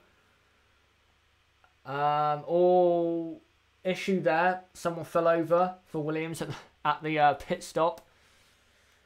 But Vettel here looks good. Vettel looks very good for the rest of this race. And, well, the next thing we'd get, hopefully, is rain. That would just make it even more exciting. To someone in the chat, I just got in. So, I won't read out the entire order because I just did it, but I'll read out your top 10. So, Verstappen leading, Hamilton second. Verstappen just dropped a second to Hamilton, I believe, in traffic. And then Ricciardo third, Vettel fourth, Bottas fifth, Raikkonen sixth, Perez is P7, so having a good home race, and then Sainz 8th, Hulkenberg 9th, and Charles Leclerc in P10. Can Ricciardo make an impression on Lewis Hamilton in this stint? Can he actually go for the overtake?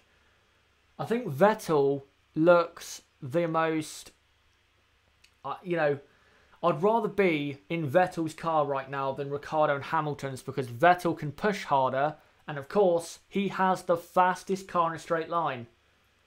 As Leclerc passes Magnussen for P10, replay of that, very easy down to turn 1.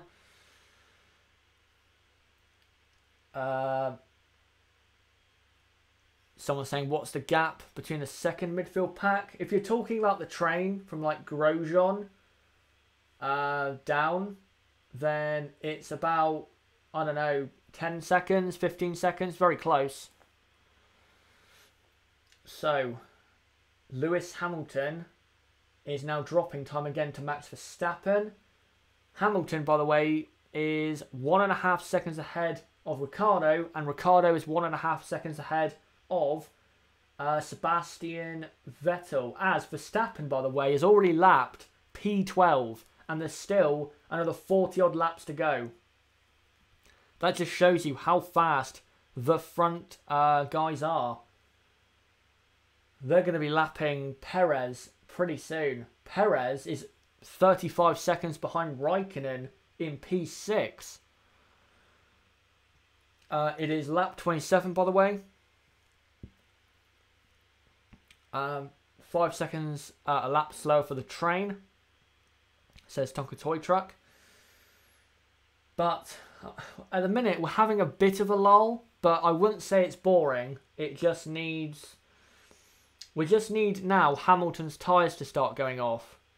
Like, properly start going off like they were at the end of his first stint. Because if they do, then I think Ricciardo will be going for a move. But right now, he's doing just about enough, is Lewis Hamilton, to stay in second. And by the way, as it stands, Lewis will be a 5-time world champion.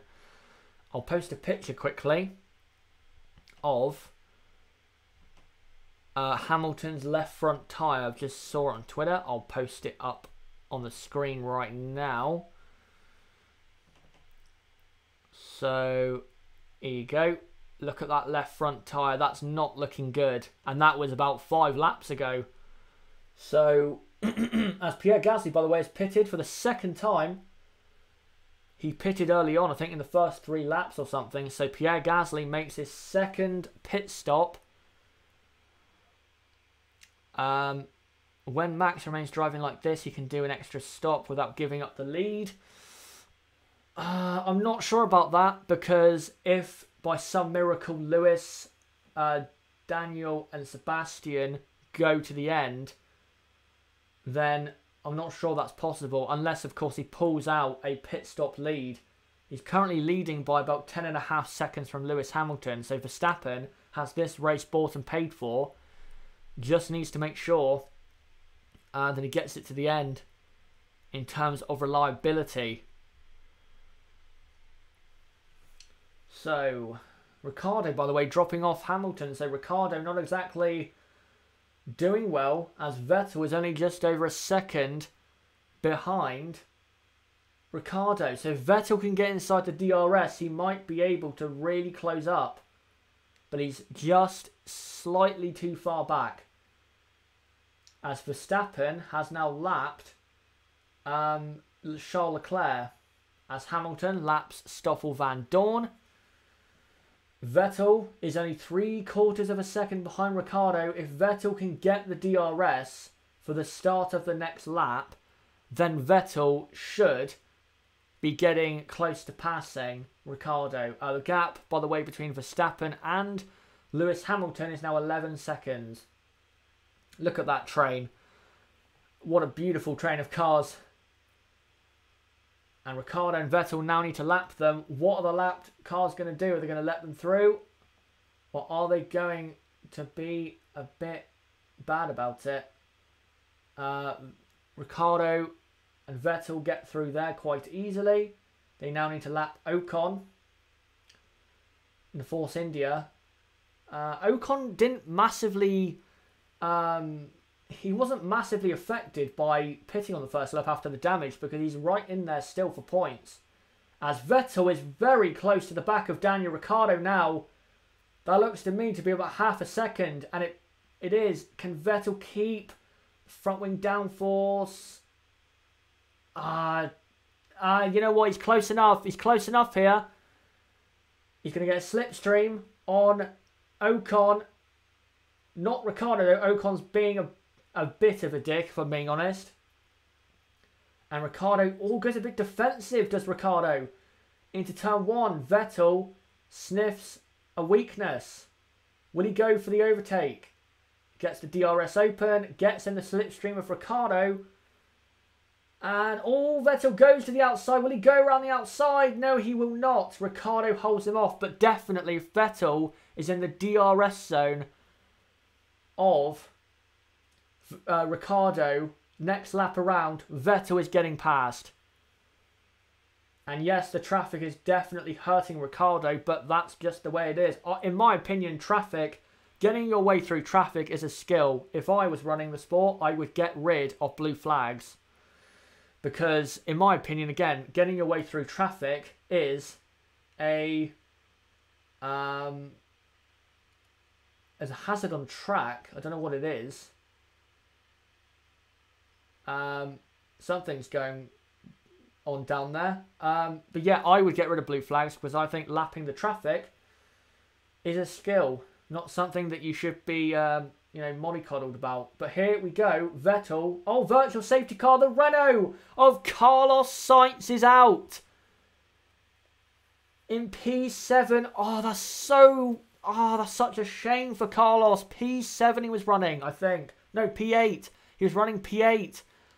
Running in P8.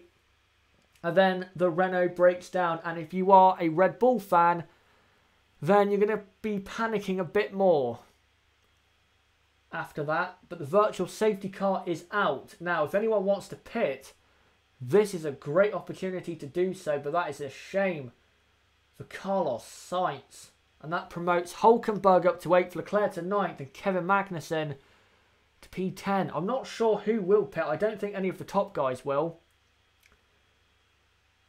Yeah, I'm not sure the top guys will pit. I don't think there's any point.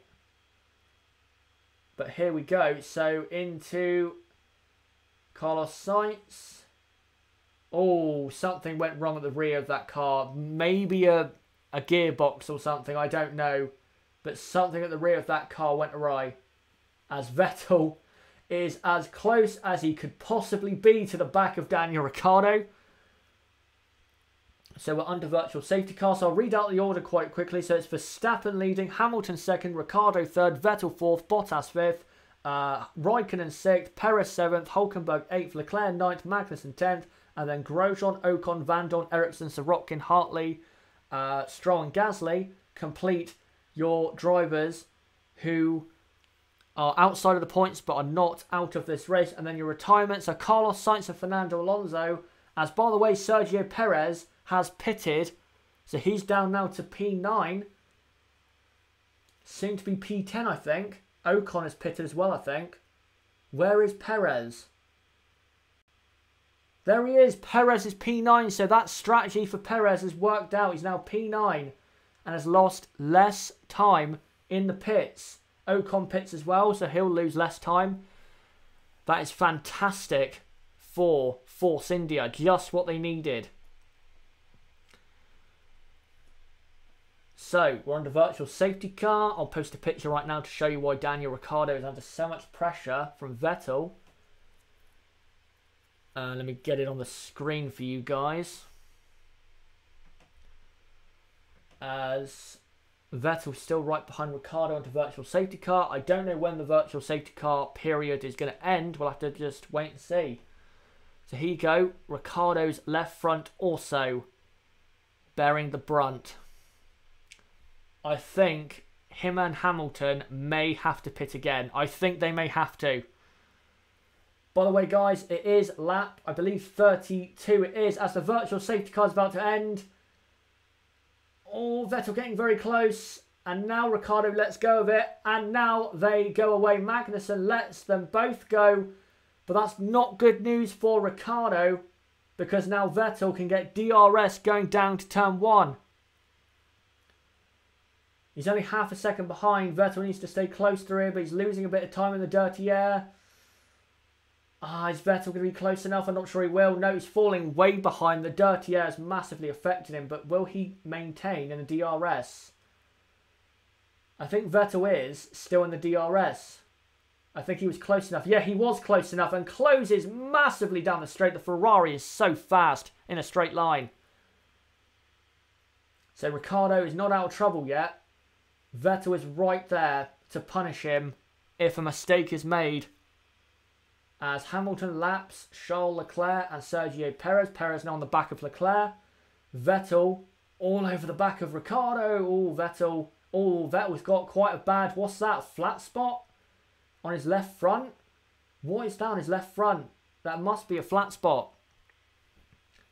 Is Hamilton winning? Nope. Max Verstappen is winning the Grand Prix by quite a distance from Lewis Hamilton. I'll read out the order in about 2 or 3 laps' time.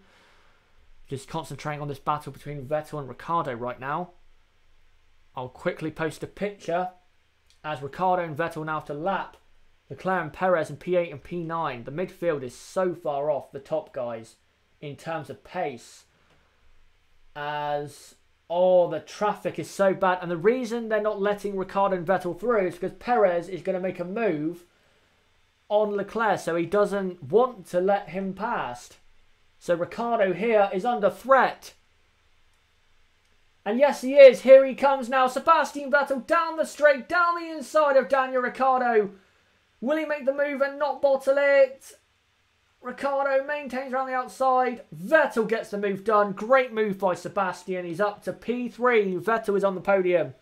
Now he must hunt after Lewis Hamilton as Perez lets through. And so does Charles Leclerc. Lets through Vettel and Ricciardo. Just showing you guys here. As Perez going for the move on Leclerc. Is he going to do it? No, he's going to do the switchback though. And what tyres is Perez on? He's on the Hypersoft, is he? No, he's on the Ultrasoft. But he's very quick. And all over the back of Leclerc. There you go. That's the Renault Carlos Sainz retiring. But Vettel is up to third. Great move by Vettel down the inside. Even though the traffic did probably have an effect, I think Vettel was always going to get past Ricciardo. Ricciardo did not have enough pace to hold Sebastian back for the rest of this Grand Prix. And then Leclerc and Perez let them through. And Perez, he went round the outside. And then a great undercut through the corner there by Leclerc. Great move by Leclerc to stay ahead. But Perez gets a run again. DRS. Leclerc must defend. Oh, moves out late. Will Perez go around the outside? Yes, he does. Great move by Sergio Perez. He is on fire today, showing why he is such a good driver. But Charles Leclerc is he gonna come back at him? No, he's not. Perez up to P8. Ricciardo is pissed. I'm not surprised by that. I'm sure he is. But it is lap 35 out of 71. I'll just post, well, I won't post a picture right now. I'll wait a moment. I'm just going to read out now, guys, the order on lap 75 out of 71. We are halfway through the Mexican Grand Prix. So, Max Verstappen leads by 12.5 seconds to Lewis Hamilton second. Vettel is now third. Ricciardo is massively dropping off in fourth. And Bottas fifth. Raikkonen sixth. Hülkenberg is P7.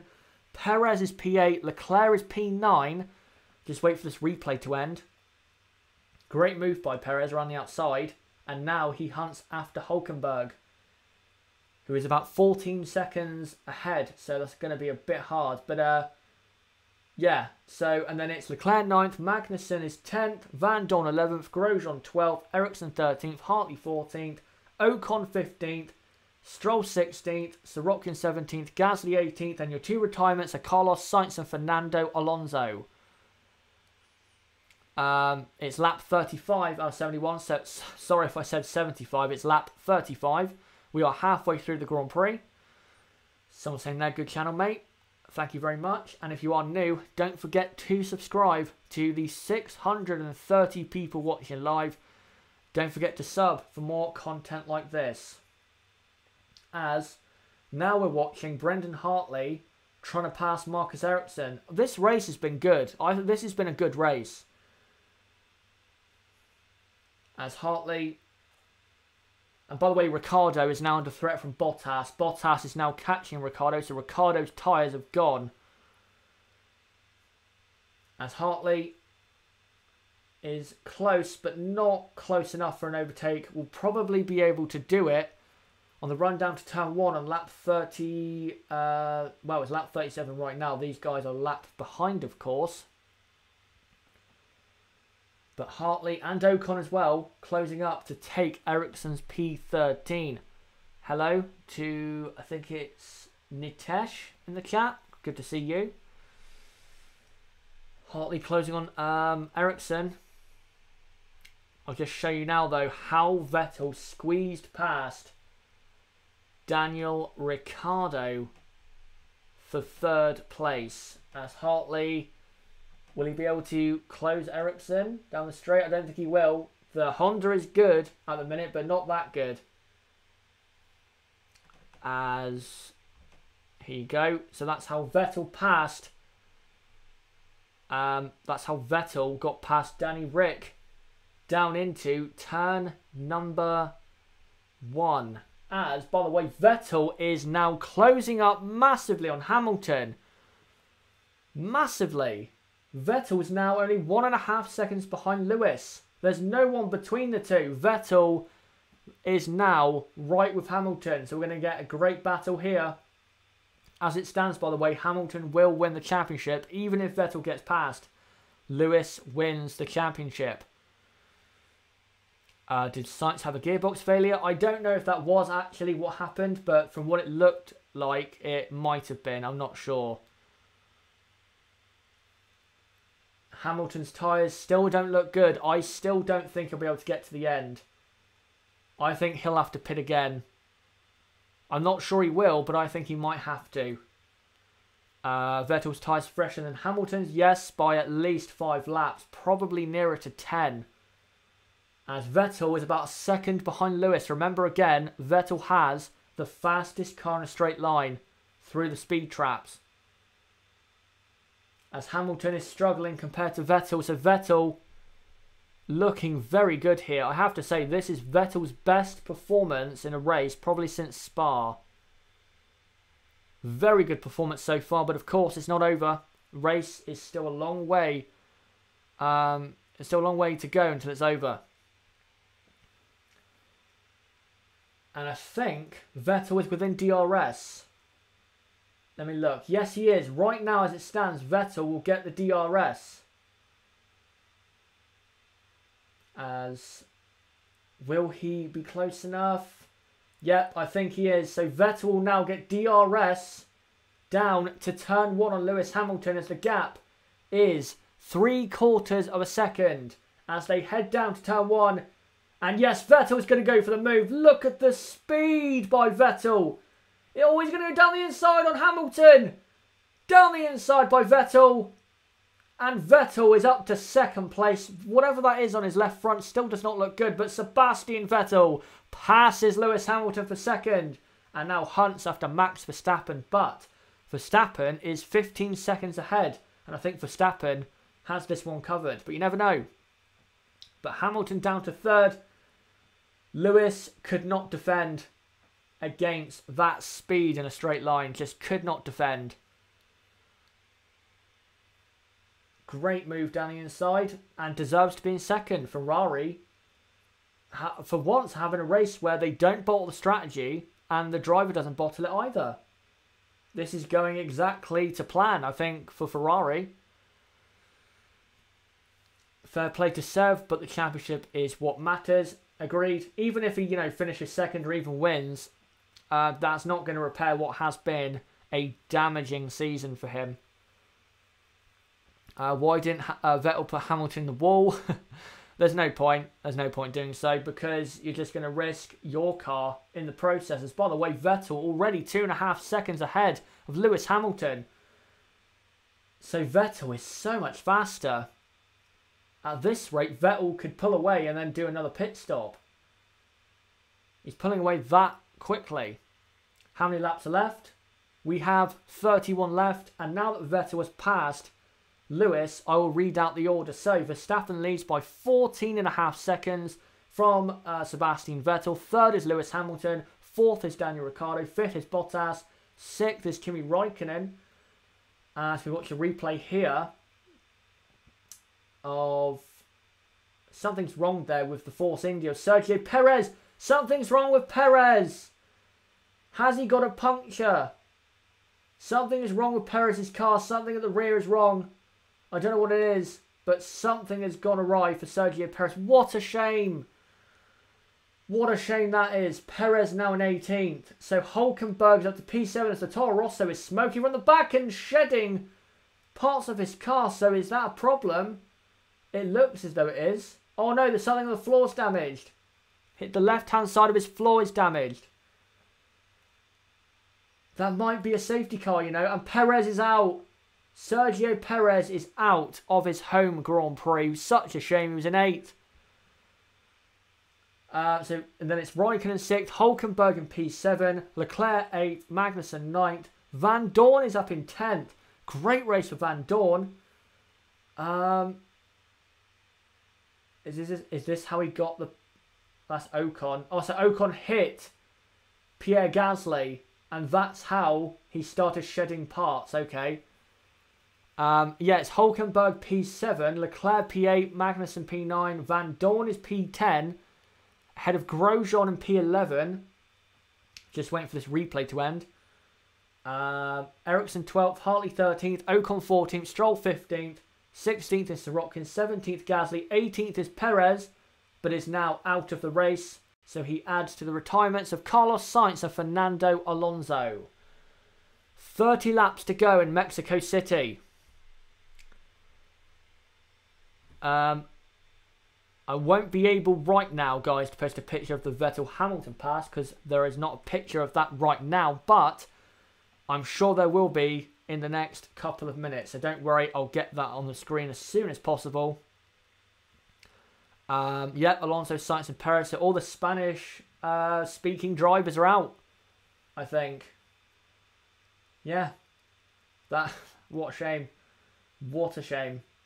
As Vettel now does the fastest lap and has took 1.2 out of Verstappen's lead. Vettel is pushing like crazy as Pierre Gasly has to pit. Oh, is that Pierre Gasly? No, it's Brendan Hartley. Brendan Hartley has to pit. His front wing is dragging across the ground. I know he's catching Ericsson, but his car is literally a danger to other people. So he'll get the black and white flag in a minute, I think. He's still close to Ericsson and getting DRS, but he needs to pit to fix his car. As, by the way, Daniel Ricciardo is now catching Lewis Hamilton massively for third place. So Hamilton under pressure again now from Ricciardo. Yeah, black and orange, that's the one, not black and white. But you guys know what I mean. Vettel 13 seconds behind Verstappen for the lead. Hamilton's now being caught by Ricciardo. Ricciardo's car definitely in the final corner there looks better. And Ricciardo now only 2.3 behind. A few laps ago it was about 5.5 seconds. So Ricciardo is pushing. He took almost a second out of Hamilton on that lap. So, will Ricciardo now finally be able to get up to the back of Hamilton and actually go for an overtake? Ben McCarthy wants some rain, not surprised. Vettel does another new fastest lap. 12.7 now between Vettel and Verstappen. A GP2 in the points, yes, by about 4 seconds as well. And only 1.2 behind Magnussen. And by the way, I don't think Haas have pitted yet. I don't think they have. So it's looking good for Haas. And they did what I said they should do. Start on the super softs and run as long as possible. So yeah, I was right on that front. Pray to every Renault engine right now. That's from Scuderia D. Indeed, as Ricciardo has took about half a second out of Lewis Hamilton on this lap at least. Probably closer to 0.7. So Hamilton comes across the line and Ricciardo is only 1.5 seconds behind. Ricciardo is closing the gap. Vettel does another new fastest lap at 1:20.1. He's now 12 seconds behind Max. John Hamilton is complaining about the car vibrating. I think he's been complaining about that all race, so there's nothing he can do. That's just the way the car is. He needs to just deal with that issue as best as possible. As now, guys, I'll throw an image on screen of Vettel passing Hamilton into turn 1. As Ricciardo closes on Hamilton. So let me just look for it. Oh, under investigation for turn 2 incident. Who is this? Esteban Ocon and Brendan Hartley. No surprise, but I'm not sure Ocon deserves punishment for that. Really. Right. I think I've got the image now, guys. Yep, there you go. Vettel passing Hamilton into turn 1, and now Vettel is hunting Verstappen down for the lead of this Grand Prix. If Verstappen engine blows now, that'd be great news for Ferrari and great news for fans of Sebastian Vettel and Ferrari.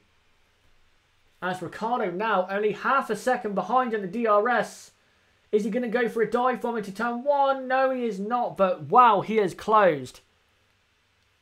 Ricciardo is now right on the back of Lewis, and Ricciardo is going to get past. Lewis does not have the pace. He's going to get the DRS. Yet Ricciardo is going to go for the move. There's nothing Lewis can do. Or is there? Lewis stays ahead for now, but Ricciardo has way more speed.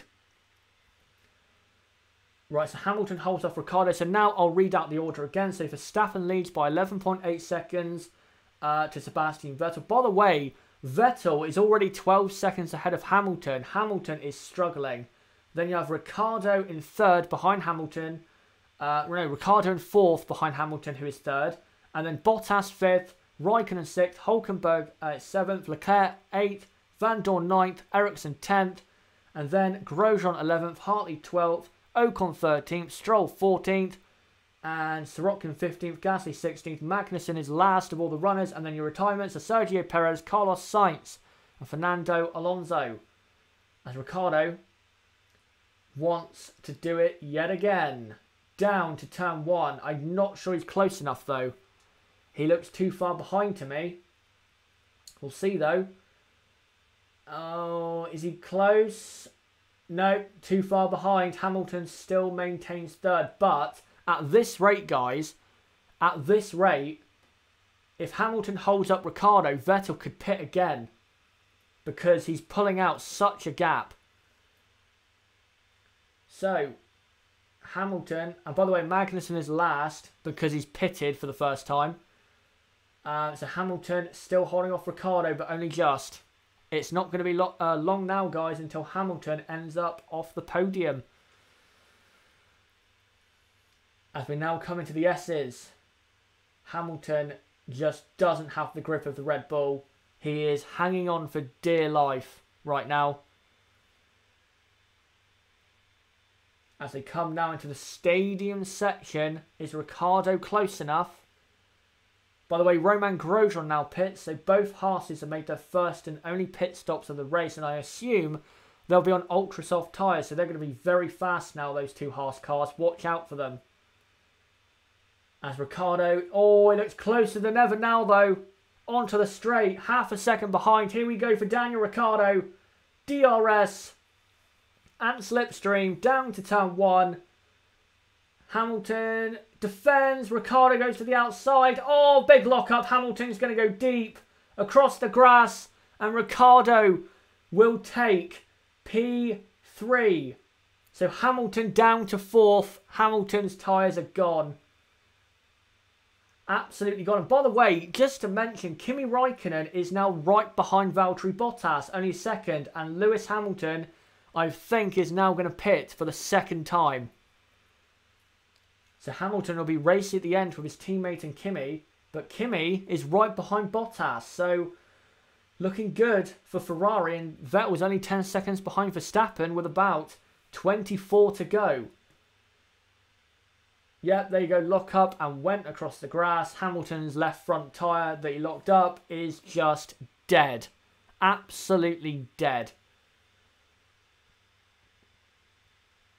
Very happy are the Mexican fans for Ricciardo. He is quite loved in this part of the world. As Vettel pits. Vettel pits again. So, well, Vettel will come up behind Ricciardo then. And he does. So Vettel is now behind Ricciardo. So are they expecting now to do a 2-stop for everyone? In comes Hamilton and puts on ultra softs. And Bottas and Raikkonen go up to 4th and 5th. By the way, we need to watch Bottas and Raikkonen. Raikkonen's right behind. He's right behind. Yes, you can see there. Bottas locks up as well going into turn 1. He'll go off. It's a replica to what happened between Hamilton and Ricciardo. And Kimi's up to P4. Wow, this race is coming alive now. Get ready for a thrilling final 23 in this race. Kimi up to P4. Will Daniel Ricciardo pit? By the way, Verstappen is 26 seconds ahead of Ricciardo. And, oh, that Mercedes has to pit now. His rear wing was vibrating like crazy when he locked up. That is going to send the car into a dangerous state. As Hamilton locked up there. And Verstappen, yes, has pitted. And he should have, because if he stayed out, Vettel might have got close to him at the end. So Verstappen comes out and is still in the lead. He's that dominant this weekend. And now Verstappen should go and win the Grand Prix. Vettel, though, is about 9 seconds behind. So it's not over. We'll have to see. Ricciardo, though, what is he going to do? Is he going to stay out and try and hold on for a podium? Bottas comes in. Ultra soft tyres. And he goes, but that was not a fast pit stop. Very slow, yeah, 4.3. Not fast at all. So, I will read out the order in just a moment. In about a lap's time. By the way, thank you to the 623 watching live. Great to have you along for this race watch along. And if you are new, don't forget to subscribe on the bottom right of the screen, or click on my channel name and go to my channel page. And subscribe to the channel for more content like this. We do this every race weekend. And there you go. So Bottas coming out. Ashraf says this track is boring. I don't think it is. I think we're having a very good race right now. I'd actually say this is probably the most exciting Mexican Grand Prix since it came back in 2015. In my opinion. So, what is going to happen now? So, Verstappen leads as Vettel does another fastest lap at 19.5. Vettel is only 8 seconds behind Verstappen here. So, guys, the race order on lap 50 is Max Verstappen leads from Ricciardo second. Ricciardo has not pitted for the second time. Vettel has in third. Fourth is Raikkonen. He has not pitted for the second time. As Hamilton fifth has pitted for the second time. So is Bottas in sixth. Then Hulkenberg is P7. Leclerc P8. Van Dorn is P9 and only 1.1 behind Charles Leclerc. What a race for Stoffel Van Dorn. And then Ericsson is 10th. Hartley is P11. Ocon is P12. 13th is Stroll. 14th is Gasly. 15th is Sorokin. 16th is K-Mag. 17th is Grosjean. By the way, the Haas are at the back because they ran very long into the Grand Prix and have now pitted. And then your retirements are Sergio Perez, Carlos Sainz and Fernando Alonso.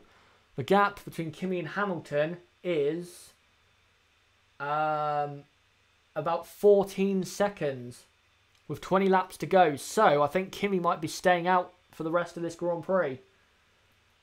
As Vettel is 2.3 behind Max Verstappen. 2.3 behind, or 2 seconds, sorry, behind Ricciardo, not Max Verstappen. 2 seconds behind Ricciardo. So Ricciardo will be passed very soon. I think Ricciardo and Raikkonen will go to the end. Right, I'll try, guys, to post a picture quickly of what's been going on. So, I'll post a picture right now of how Ricciardo got past Lewis Hamilton finally.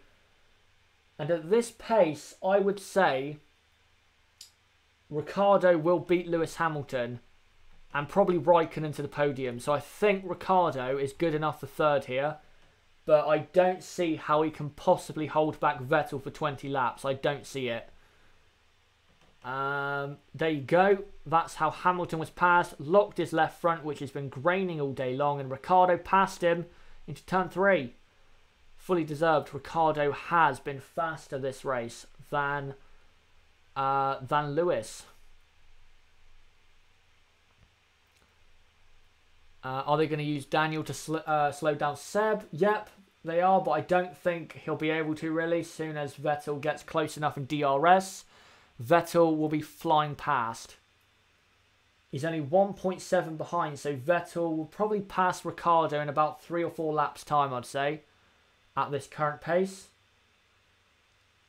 Hamilton not really making an impression on Kimi. So I don't think Lewis is going to get a podium here. I don't see it.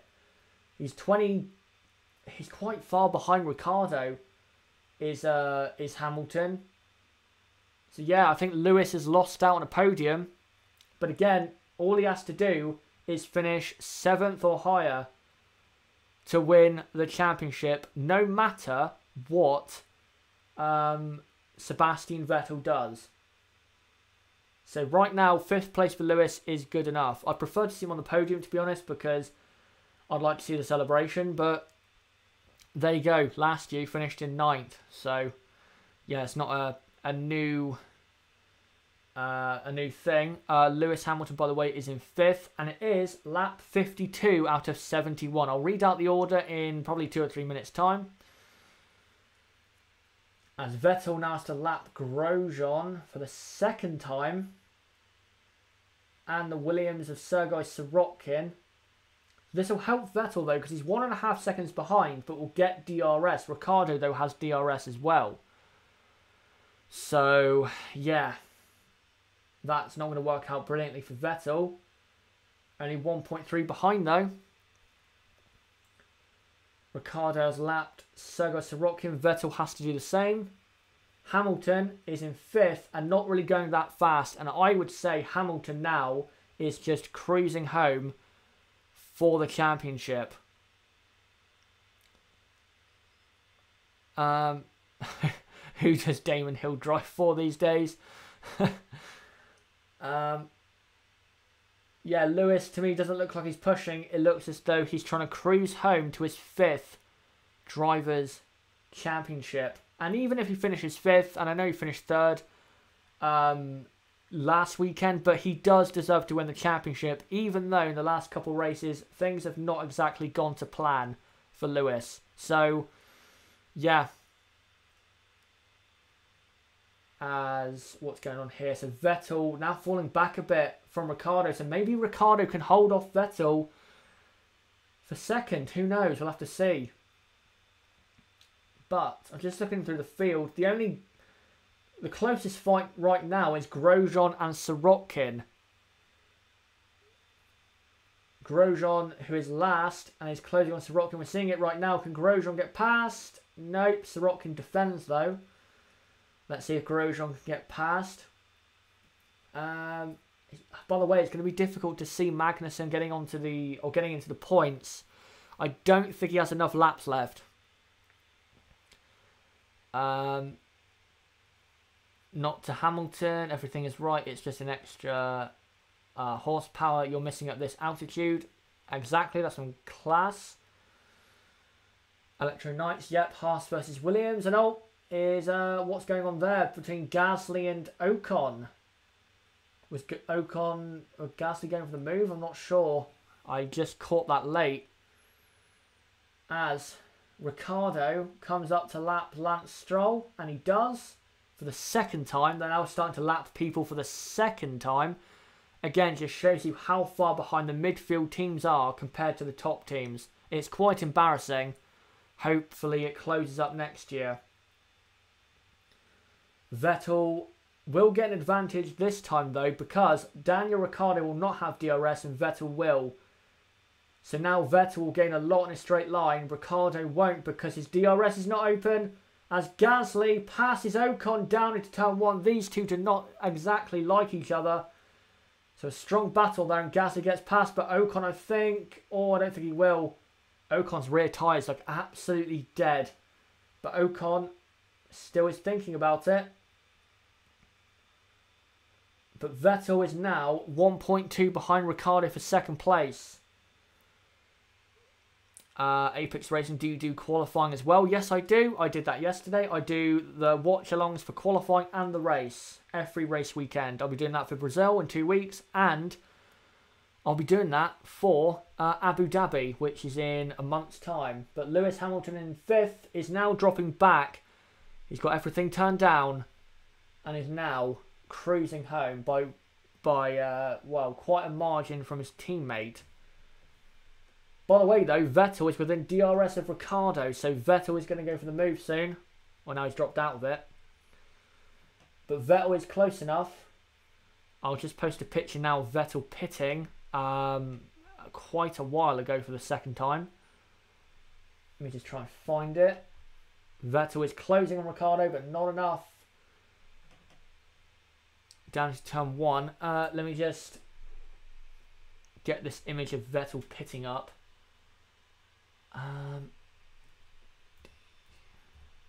Right, I've got it now. Here you go. That's when Vettel pitted for the second time, and he now hunts down Daniel Ricciardo for second. Will he get it, guys? Put in the chat if you think he will. There you go, new picture for you guys. As they are now lapping, who is that? That is Pierre Gasly in P11.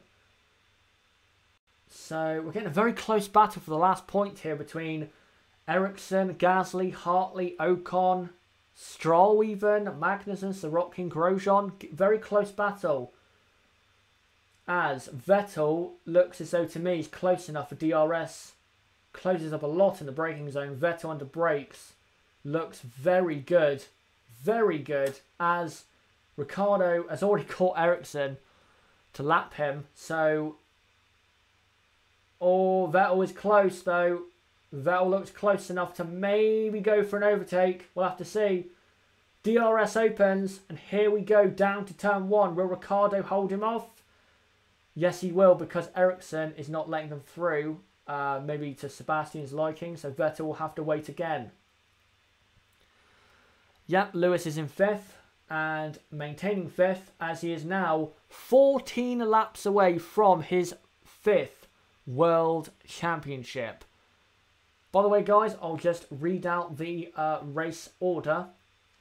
Max Verstappen leads from Ricciardo 2nd, Vettel is 3rd, Raikkonen is 4th, Hamilton 5th, Bottas 6th, and then Hulkenberg is P7, Leclerc P8, Van Dorn in P9, very good, and then Ericsson 10th, Gasly 11th, Hartley in 12th, 13th is Ocon, 14th Stroll, 15th Magnussen, 16th is Sirotkin, 17th is Grosjean, and then your retirements are Perez, Sainz, and Fernando Alonso. Just to let you guys know as well, instead of doing the race reaction 45 minutes after the race finishes, I will do instant race reaction as soon as the race finishes. So I will stay on for an extra hour, and this race watch along will go on for an extra hour compared to the previous ones. Is Vettel close enough here for DRS? Ricciardo does the fastest lap at 19.4. And that has kept him safe at the minute. Just looking, Warren M. Ricciardo got beaten by Lewis at the start and held up for a long time. Yep, he did. Lewis just didn't have the pace at all to maintain where he was in 2nd and 3rd. He did not have that kind of pace. Can Vettel get past Ricciardo here? Doesn't really matter, to be honest, because Vettel has to win the race and hope that Hamilton finishes 8th or lower. So it's all about pride for Sebastian now. Go up there and get that 2nd place. He's definitely close enough to go for it, but will he actually get it? As we have 13 laps left of the Mexican Grand Prix of 2018. The 3rd from final race left in 2018. Crafterman, Hamilton, please bottle it in a wall. Again, even if he does, Vettel has to win. As Vettel has now dropped 2 seconds behind. Vettel having a very difficult final sector. Got to feel bad for Checo. I do, because he's in 8th and he was catching Hulkenberg. He had a great home race until that point. Probably his best home race of his career so far. So yeah, it's a shame, but he'll get plenty more opportunities. Left, you know, in his career to have a good home race. Now that it's too late, Vettel is driving well. Vettel can't handle pressure. That's a Mike Brown. Yeah. I predicted this. Basically, And you'll see this in Brazil and Abu Dhabi as well. When the title is basically decided, Vettel then comes alive because the pressure is off. And that's why Lewis, as it stands, will be the 2018 World Champion and your 5-time World Champion. So, Serugara, I know who is quite a McLaren fan, says he feels happy for Van Dorn in 9th. And yeah, you should be. Been very good. Kimi is in P4 at the minute. Just saw someone ask or say something about Kimi. But we are 11 laps to go in this Grand Prix. The last time, I'll read out the order, guys, before the end of the race will be at lap 65, because there's no real movement right now, so there's no point reading it out.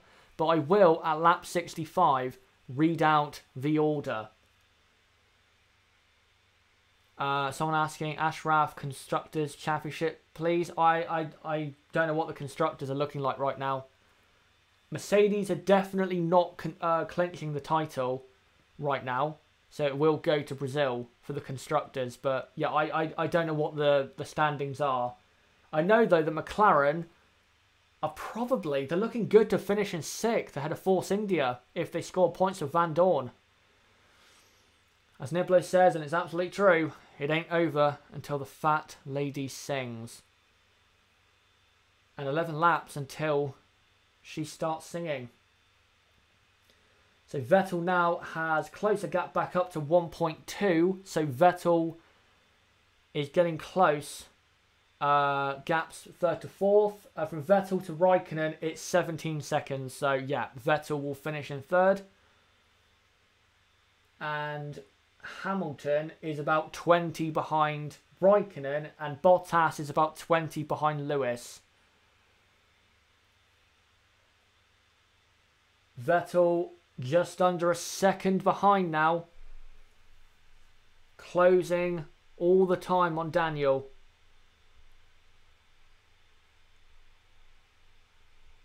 Just looking. I'm afraid, guys, there's no new images at the moment. But as soon as I find one, I will put one on the screen. But there's nothing really going on right now. So it's not like there's really anything to update you guys with massively. So Vettel 1.2 behind in the assist section on lap 61 out of 71. 10 laps to go in Mexico City. Oh, what's happening there? Oh no, it's smoke from Ricciardo's car. You've got to be kidding me. Why every time? That is clearly smoke from his car. Oh, for God's sake. And he's actually pulling away from Vettel, so I don't know what's going on. He's just pulled away from Vettel. But his engine, yep, he's done. Ricciardo is done. He is out of the Mexican Grand Prix. Please, everyone. Oh, no. Oh, no. He's out again. How unlucky can you possibly get in a single season? So now, Kimi Raikkonen will be on the podium in 3rd, with Hamilton 4th, Bottas 5th, Hülkenberg 6th. Everyone in the chat, please press F on your keyboard and pay respects to Nib by pressing F. That pretty much describes his 2018. Yep, I'm seeing the Fs now. Pay your respects to Ricciardo and Niblo. Because I think you can understand why they are so, or why Nib is so angry. Virtual safety car, by the way. Mercedes look like they're coming in again. Oh no, they're not. This is a dummy pit stop. I'm seeing plenty of Fs. Great to see you guys paying your respects. And well, that's Ricciardo's chances of a podium over. And, well, I think that's his last chance of a race win over. Daniel Ricciardo adds to the retirements of Sergio Perez, Carlos Sainz and Fernando Alonso. Now they've just got to make sure Verstappen doesn't retire. That's the last thing they need is for Verstappen to retire, and then for Ferrari to get a 1-2. So Red Bull need to manage this until the end. Thanks all you guys for pressing F in the chat to pay your respects. Yeah, Ricciardo, something with the motor or something went wrong. Such a shame. Why every time? How many retirements is that? So that's Bahrain. This is reliability, retirement. So you have Bahrain, you have Austria, Hockenheim. Spa wasn't, but, there is one. Monza. Suzuka, he broke down in qualifying. USA. And now here. I can't believe it. Cannot believe it. So, with the virtual safety car out on about lap 64 or 65, it is Max Verstappen leading from Sebastian Vettel second, Raikkonen third, fourth is Hamilton, fifth is Bottas, as Bottas now pits from fifth to go onto the Hypersoft tyres. Ricciardo's now out, but is still in sixth because Hulkenberg has not unlapped himself, I think. So it's Hulkenberg in 6th, Leclerc in P7, Van Dorn 8th, Ericsson 9th, Gasly in 10th. Great performance by Pierre Gasly from the back of the grid. Hartley 11th, Ocon 12th, Stroll will be 13th, Magnussen will be 14th, Sirotkin 15th, Grosjean 16th, and your retirements. Daniel Ricciardo, Sergio Perez, Carlos Sainz and Fernando Alonso. How lap 64 out of 71, by the way. How unfortunate is that? Again. I can't believe it. I was coming into this race thinking, surely not again. I said that coming to the US Grand Prix. Surely this won't happen again. And it happens again. We might as well just start predicting when his engine is going to blow up at this point. Well, there you go. As we now have 7 laps to go. And of course, Nib is going to let Scuderia D with that message in the chat. Niblo says he's off. Okay. Sorry about what's happened here, Nib. So sorry. But that's life, I'm afraid. So, Max Verstappen has 6 laps to go to get his car to the end. Hopefully his car doesn't break down. That would be such a shame for a team that has dominated this weekend. As well with the Ricciardo retirement, as soon as there is a picture of him retiring, then I will get it on the screen as soon as possible. But right now there is none. So, yeah, I'll wait until one appears. I think Red Bull are just trying to get Verstappen to manage his car now to the end. Vettel will keep on pushing because, of course, the Ferrari is very reliable. And to be honest, the Ferrari is probably the most reliable power unit on the grid. So Vettel will be fine to push if he wants to. Max's car is letting go. That's from John, apparently. Hopefully he doesn't let go. That would be such a shame for Max.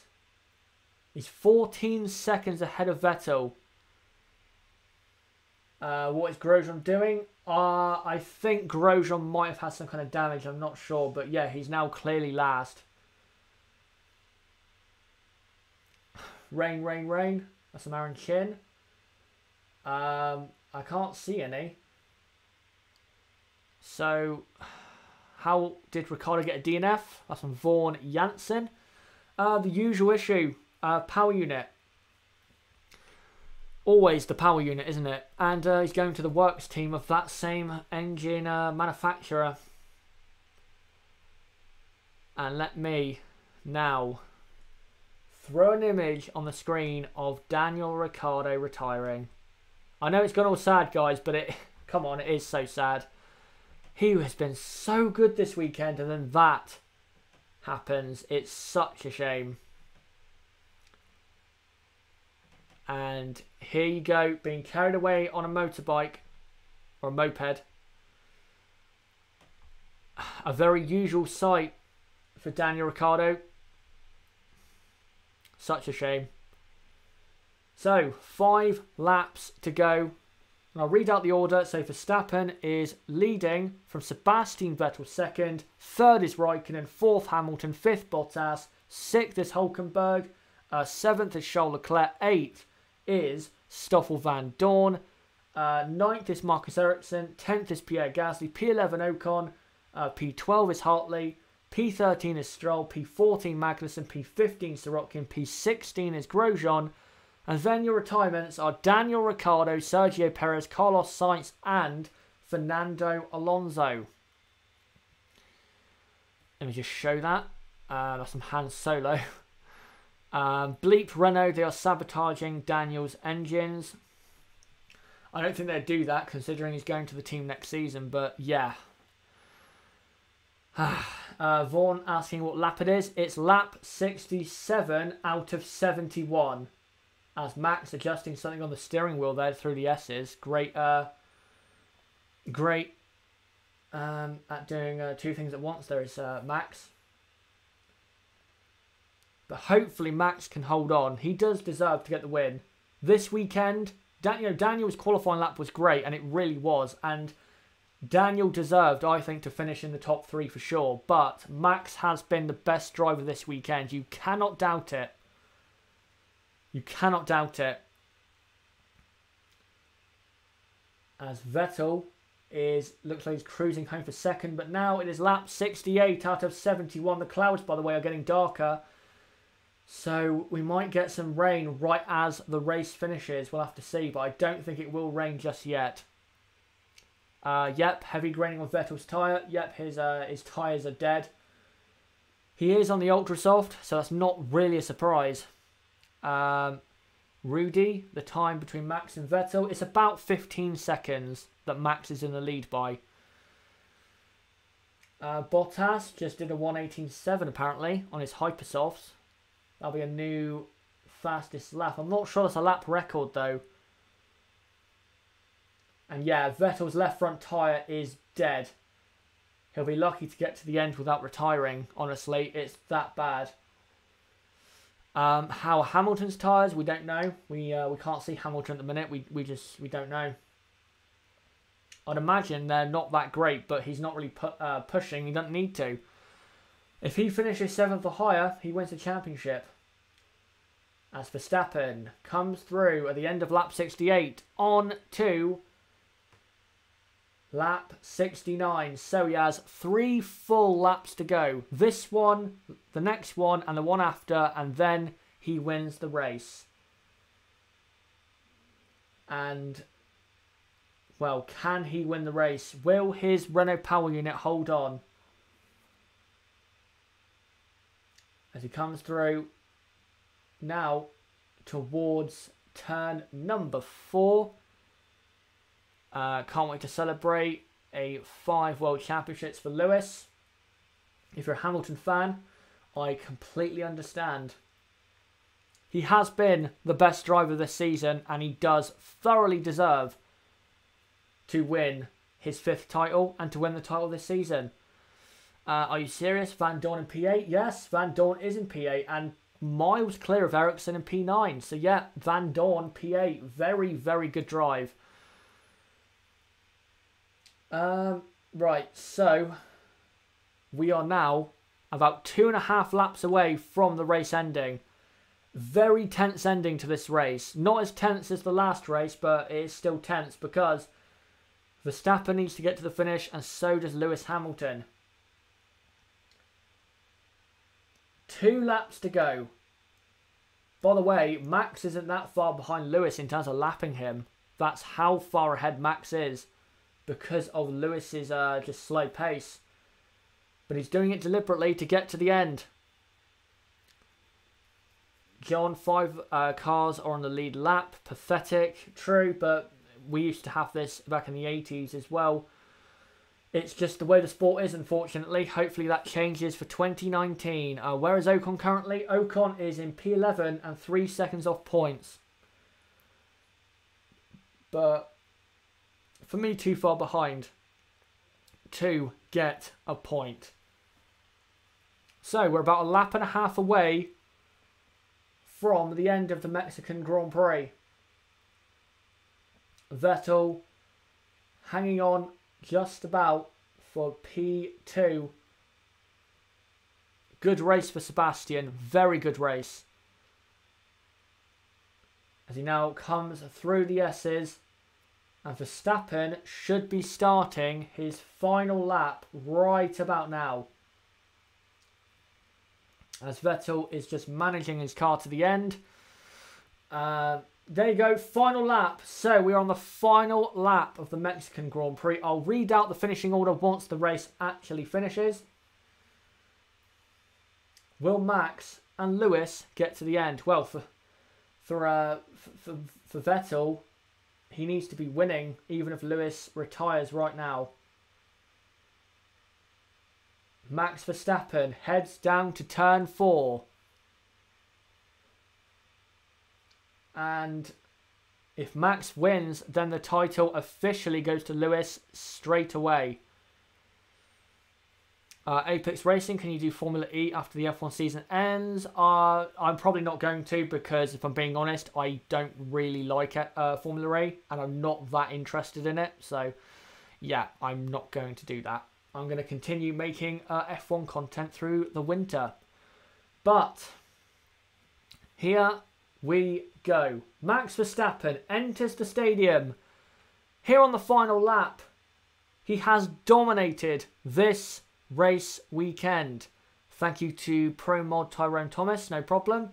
Here comes Max Verstappen round the final corner to take his second consecutive win in Mexico City, and thus confirms Lewis Hamilton as winning his 5th Drivers' World Championship, and Lewis now goes level with Juan Manuel Fangio for 5 world titles. Sebastian Vettel finishes in 2nd, and that all but confirms Lewis to finish top of the championship for 2018. Just got to wait now for Kimi Raikkonen to finish in 3rd. He's miles behind. Lewis is only in turn 5 now. So quite a while to wait now for Lewis to come across the line and win his World Championship. And he thoroughly deserves it, no matter what you think of the guy, whether you hate him or you're more of a fan of Vettel. Lewis does deserve to win this championship. He has been the better driver pound for pound, and pound for pound, Mercedes have been the better team. And here comes Lewis. It's official that he's champion, but we want to see him cross the line and celebrate with his team a 5th driver's title.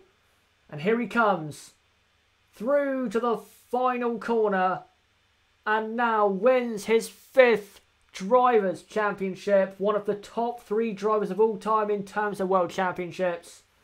Thoroughly deserved. There you go. So, after Hamilton winning his championship, let's now read out the race order. Well, when it comes back on the screen, we'll read out the race order as soon as possible. Lewis, 12 months on, after winning his 4th world title, now wins his 5th. Will it be 6 next year? We'll have to find out next year, but right now, he can take in what is a fantastic achievement. 5 titles, clearly the most successful British driver of all time, and I'd have to say clearly now the best British driver of all time. He is an absolute superstar, and for me now goes down as one of the top 4 greatest drivers of all time.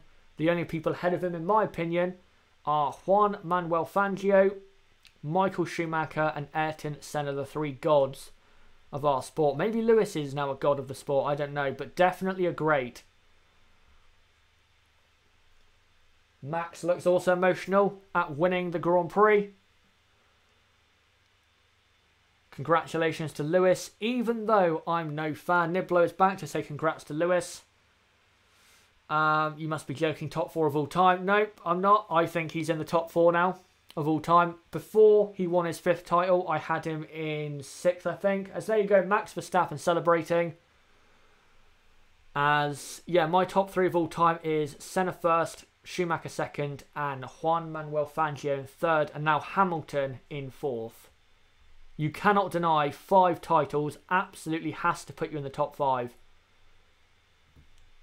And I'll just post this picture that's come up from the Formula 1 Twitter celebrating Lewis's 5th World Championship. And again, even if you're no fan, you should, you know, reel this in, because it's not a usual occurrence you get to see someone winning their 5th Drivers' Championship.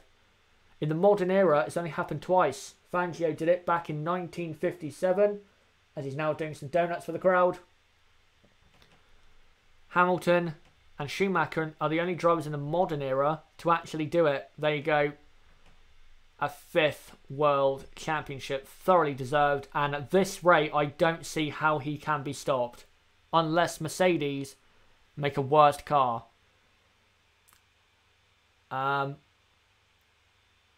Just looking, people now saying who their top 3 of all time is. But Max Verstappen wins. 2nd is Sebastian Vettel. So I'll read out the order now. This is the finishing order, guys, of the race. So Max Verstappen wins. 2nd is Sebastian Vettel. 3rd is Kimi Raikkonen. 4th is Lewis Hamilton. And your 5-time world champion. 5th is Valtteri Bottas. 6th is Nico Hulkenberg. 7th is Charles Leclerc. 8th is Stoffel van Dorn. 9th is Marcus Ericsson. 10th is Pierre Gasly. P11 is Esteban Ocon. And then Hartley. And then after that, I can't remember who it is. They're not showing the order, unfortunately, so I'm kind of having to guess. In 13th, I think is Brendan Hartley. Yes, it is. And then Stroll 14th. Magnussen 15th, I think. Or no, Stroll 13th. Magnussen in 14th. And then Sorokin 15th. Grosjean 16th. And then your retirements for the Mexican Grand Prix. Daniel Ricciardo, Carlos Sainz, Sergio Perez, and Fernando Alonso. Bunch of butthurt Hamilton haters. So now the question is, this is some Kiz Wiz. Can Mercedes and Lewis win 7 world titles in the next 2 years? Absolutely they can. And at this rate, do you actually see them being stopped? At Harvard, Ricciardo's engine, as usual, blew up.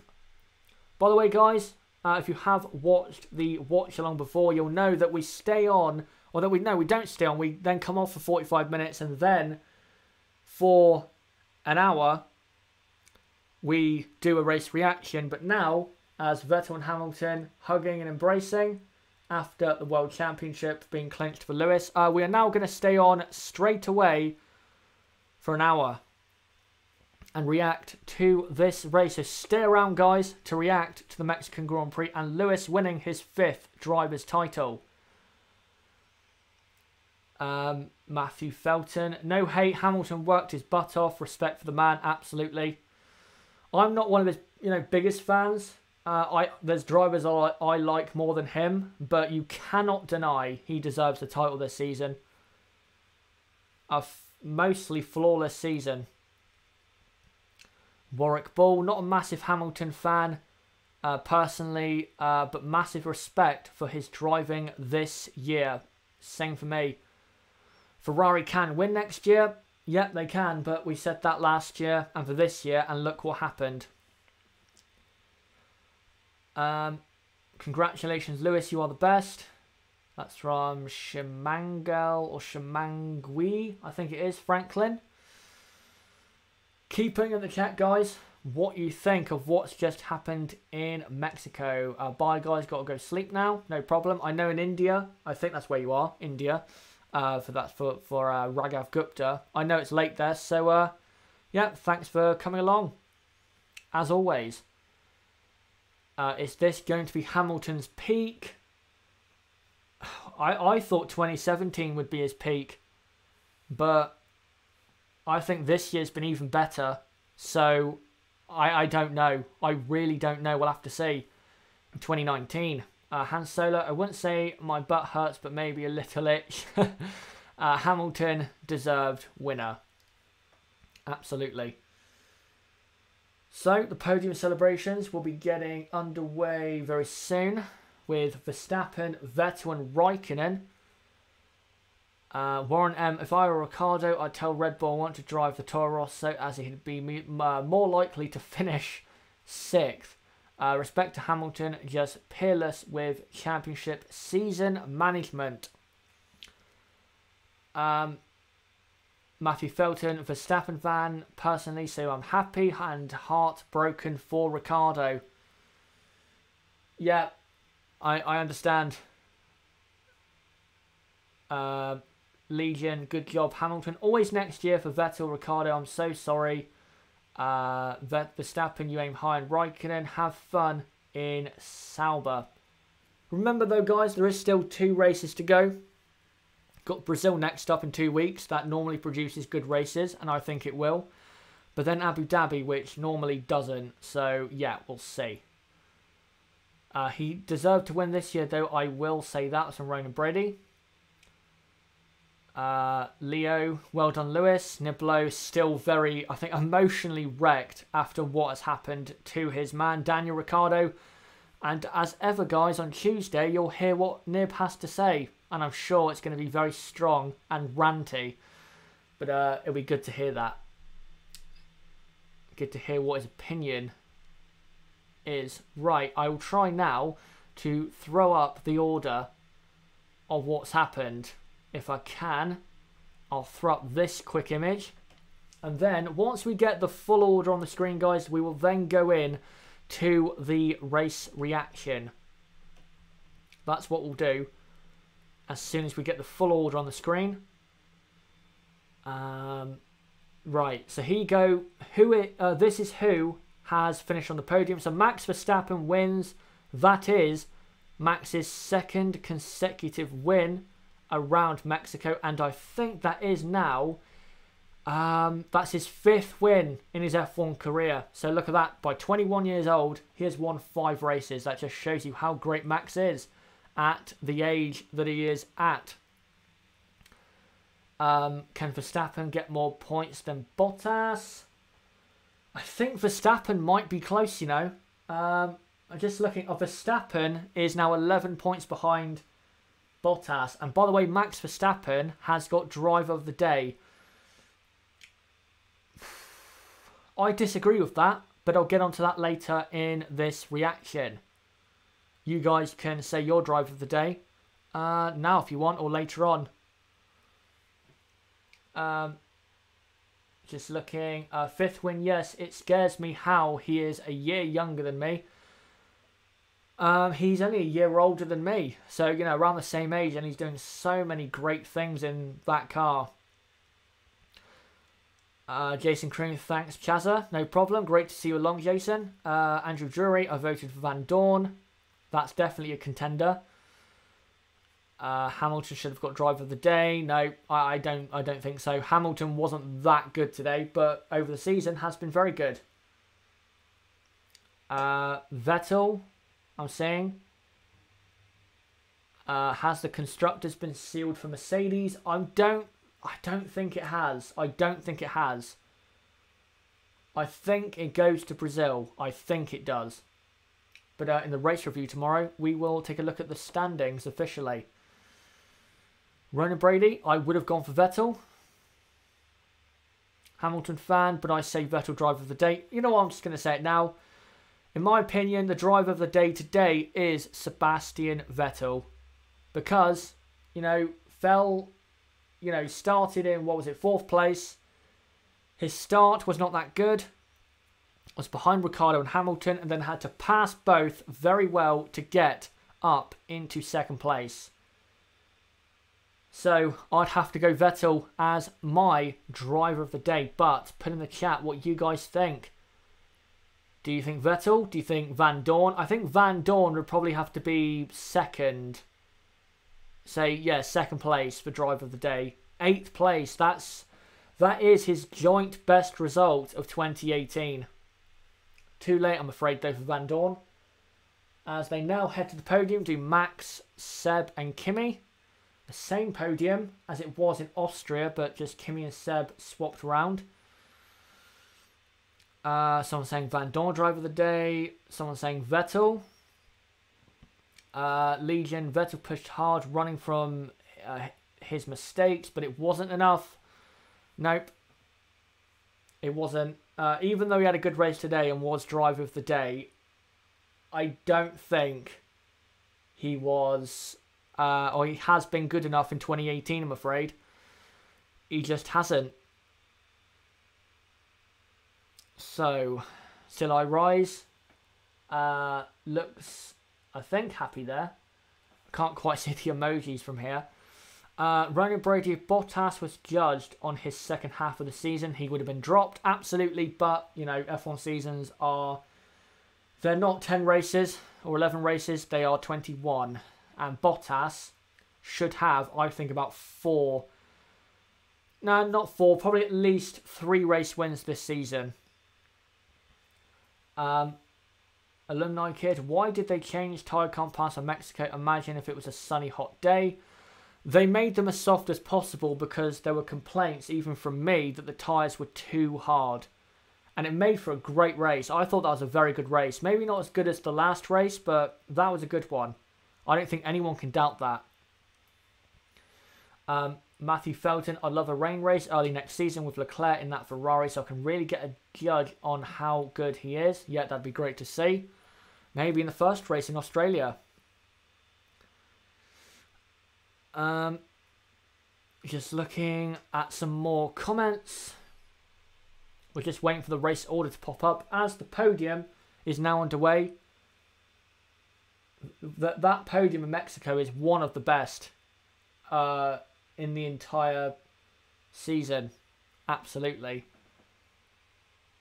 They've been too hard for most part of the season. Yep, they have. If they were one step softer, that would be just enough, I think. That'd be just enough. If they were one step more softer, that'd be just enough to create exciting racing with the pits. You know, the pit stops and all of that.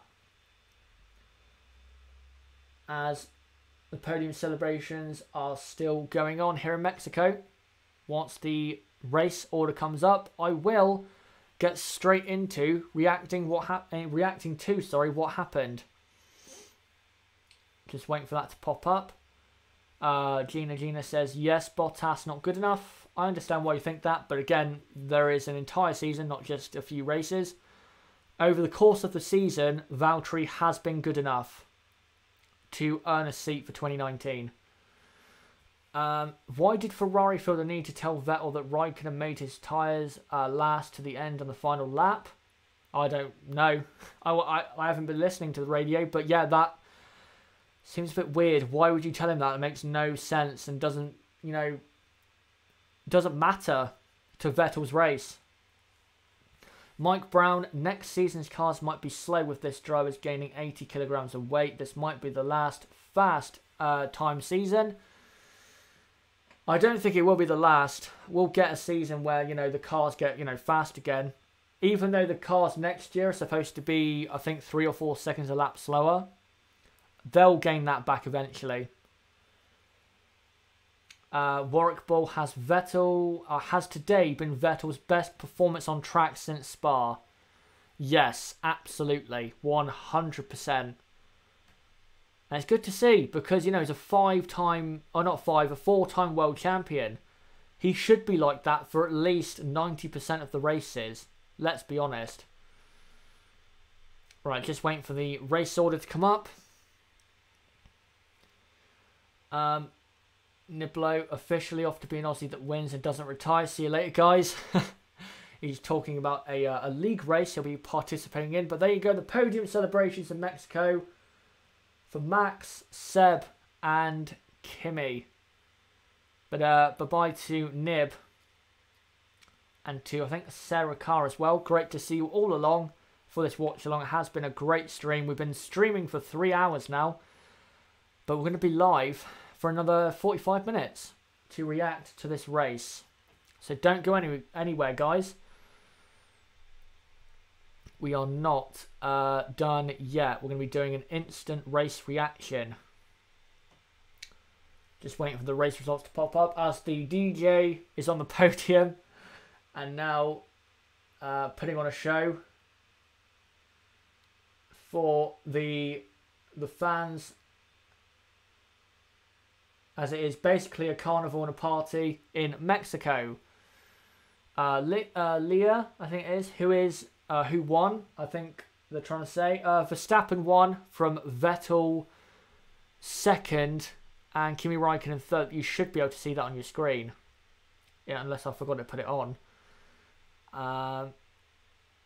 Do you think Ocon will take the Mercedes seat in 2020? I don't know. I don't know. I really don't. If Bottas earns a 2020 seat, he should keep it. Because again, it's better the devil you know than the devil you don't. I know he's part of the Mercedes program and Toto knows him. But Hamilton's not used to him. Most of the mechanics aren't. So, yeah. If Bottas earns a seat for 2020, he should keep it. Simple as that. Gina, do you think Bottas will stay in Merc as long as Hamilton is there? No. Because again, if Bottas doesn't perform next year, then he'll be out for Ocon. Billy asks, did Hamilton win the championship? Yes, he did. He finished in P4 and is a 5-time world champion here in 2018. JB, great to see him back. Says, decent race. I feel so sorry for Ricciardo and even more for Nib. Nib has sadly left the chat because he has to go and do something right now. But yeah, I think we all do. Hello to Prussia. Great to see him coming along. Ronan Brady, I think it's a possibility, as Toto said, Ocon will have a good seat in 2020. If he's not Mercedes, but he does come back into F1, it'll probably be Williams, I think, to be honest. But guys, keep reacting to the race. What did you think of the Mexican Grand Prix here in Mexico City? As Lewis Hamilton is your 5-time world champion. We need 3 more championships from Hamilton. Of course, yep, if he wins 3 more, he will be, I think statistically by that point, the most successful driver of all time. I think Bottas just signed a new contract. Yep, he did. Han Solo, Lewis could have had a DNF and still he would be champion in 2018. Yep, so Vettel had to win this race today and hope that Hamilton basically DNF'd, and that's not what happened. Vettel finishes in 2nd and Lewis Hamilton finishes in 4th. Is the Constructors possible for Ferrari? It's possible, but I don't think they will win it. I think Mercedes will take the Constructors as well, and I think Mercedes deserve to take the Constructors. Right. Still waiting for these race results to pop up. So sorry guys, but I'm just waiting for them to pop up on the screen on Twitter. As soon as they do, I'll put them on the screen. But just waiting around really. Ben and Aaron, how long is Hamilton's contract? Until the end of 2020 is the answer. So he can definitely equal Michael's 7 world championships. As now it's turned into a concert at Mexico City. Ashraf, is there a possibility of Verstappen joining Mercedes in the near future? There's a possibility, but I don't think it will happen. I think he's more likely to go to Ferrari than he is to Mercedes. Prussia, credit to Hamilton, did a really good season, deserves to be a 5-time champion. Fully agreed, he does fully deserve to be the champion. Has been the class of the field Matthew, I don't think Verstappen will go to Mercedes, not at least until Hamilton leaves, is basically what he's trying to say. What happened to Ricciardo? Another reliability problem right at the end when he was running in second, so it should be really a Red Bull 1-2 or a Red Bull 1-3. Chaza, Lewis Hamilton broke the jinx for the Hungarian Grand Prix and the World Championship. Yeah, that is true. That is true. There was this long jinx that if you won the Hungarian Grand Prix, that you didn't win the title. And that's been broken. Yeah, you're right about that. Thanks for letting me know. But the Hungarian Grand Prix feels like an absolute age ago. Now Hamilton is P2/P3 in terms of most championship wins. Yes. Well, he's now tied for second with Fangio. I got my predictions right today, so hopefully that one will come off. Scuderia, I don't want to talk about Danny. Yep, Senna had 3 championships. Goodbye to JB, who I think just said he has to go because he has to get some sleep. No problem. Right, again, guys, keep putting in the chat what you thought of Hamilton winning the title and of the race. As soon as we get the results on the screen, then we're going to just fly through the race reaction. But we can't do that right now because they're not getting shown on the screen, unfortunately. Scuderia D, I will still rank Schumi as a legend. We all do, but it's going to get to a point, guys, where you're going to have to debate, is Hamilton up there with Senna and Schumacher? You're going to have to get ready for that debate soon. Big if, Lewis builds on this 5th title. Just looking through the chat to make sure I don't miss any of your comments. Matthew, if Honda works out, I don't think Verstappen will have a reason to leave for at least the next 4 years. He's already in the one of the top 3. Yeah, if it does work out, yeah, he should stay. Ronan Brady, Vettel and Verstappen will swap seats at the end of 2020. Please no. I'd like to see Verstappen at Ferrari. I think that team would be better for him than Vettel. I just think the way he is say closer to say Schumacher than it is Vettel. And I think Verstappen is probably going to be better at leading a team than Vettel. Davey van der Meijde, I'm sure he's Dutch with this comment. Max will continue to kick ass, so Hamilton be aware. Watch in your mirror, Hamilton. Verstappen needs a fast enough car first. Prussia, I think Fangio was the greatest F1 driver of all time, although he only won 5 titles. I don't think he is the greatest, but definitely top 3. For me, Hamilton is now 4th in my all-time list of the best drivers of all time. I feel like Vettel really built Red Bull. Not as much as you think, but definitely did help build them, but not as much as you think. I still think there were the pieces in place, you know, kind of before he got there, with Adrian Newey, Christian Horner, people like that. Warren M. Senna brought a lot of people to F1. He was so exciting to watch. I do see similarities with Max. And yes, Lewis is already up there with both to be talked about. I wouldn't say yet he can, for me, be properly compared. If he wins the title next year, then I'll start comparing him. And I'll probably do a video on it if he does win his 6th title next year. Again, big if. But right now, I still don't think he's right there in the conversation. But definitely top 4 of all time for Lewis now. Just got here. What position did Hamilton finish in? He finished 4th, and that is of course enough to win his 5th Drivers' World Championship. Right, I'll just post a new picture whilst we wait for the results to pop up, as it's taking a long time for FOM to put them on the screen for some reason. Or put them up on their Twitter, sorry. I'll post this on the screen for you guys. If the results don't, come up in the next like 10 minutes, then I'll just go ahead with the race reaction. Right, hold on. I just need to find this picture first. Keep in the chat, guys, what you thought of Lewis Hamilton winning his 5th title. What did you think of this race? Put in the chat and I will read out as many as I can. Comments, that is. Right. Here you go. Max on the podium. Fully deserves to win the race.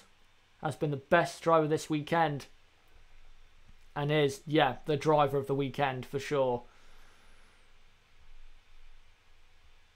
Let's see what you guys think then of this race. Let's see what you guys think. Chaz, are you the best? Thank you very much for that. Ronan Brady thinks this race was about a 6 out of 10. Luca Grassi. Does he have a relation to Lucas de Grassi? Maybe. Did Sauber get ahead of Toro Rosso in the Constructors? I'll have to check. I'm not sure if they did. It's either level or it's 1 point either way. Julian says, I must say Lewis Hamilton did a brilliant job overall all season. Hopefully next year Sebastian will win alongside Ferrari, even though it is not over yet in the Constructors. I hope Vettel, really takes the fight to Lewis next season. But with the way things are going, I don't see that happening. If you had to say to me now who's going to win next year, I'd have to say Lewis. Because he's been unbeatable since 2017. He really has been. But, right. Who won? Max Verstappen won the Grand Prix from Vettel 2nd, Raikkonen 3rd, and Lewis finished in 4th. That's Lewis Hamilton, of course. And is your 5-time world champion. If you had to rate Max out of 10, where would you put him? What do you mean? Or out of 10 for this season, out of 10 for today? What do you mean? That's from Jacob Smith. Ronan Brady, he would have had 6 world championships if it wasn't for the bad luck of 2016. Yes, he would have. He definitely would have. But I think, if he wins the title next year, then we're properly, and I am going to properly get into that kind of debate of Hamilton versus, Senna and Schumacher. Because I think next year, you cannot not have the debate. Lewis Hamilton wrapped up 1st place in the Drivers' Championship, and Sebastian Vettel has wrapped up 2nd place as well. Yep, he has. It's still tight, though, for 3rd between Raikkonen and Bottas, and Verstappen's closing on Bottas and Raikkonen for the season. For Max, I would give him a 7 for 2018. The reason it's not a 10 is because you got to take 3 points away there because of the first 6 races, but since then has been one of the best on the grid and shown what could have been if he had not messed up so much in the first 6 races. Right, I think, guys, we're just going to move on past the results because they're just not showing on Twitter, unfortunately. So we're going to go into the race reaction and go team by team now. So get ready, guys. I'll get posting the images of all the teams very, very soon. Let me just get these images up. First, get up Mercedes, of course.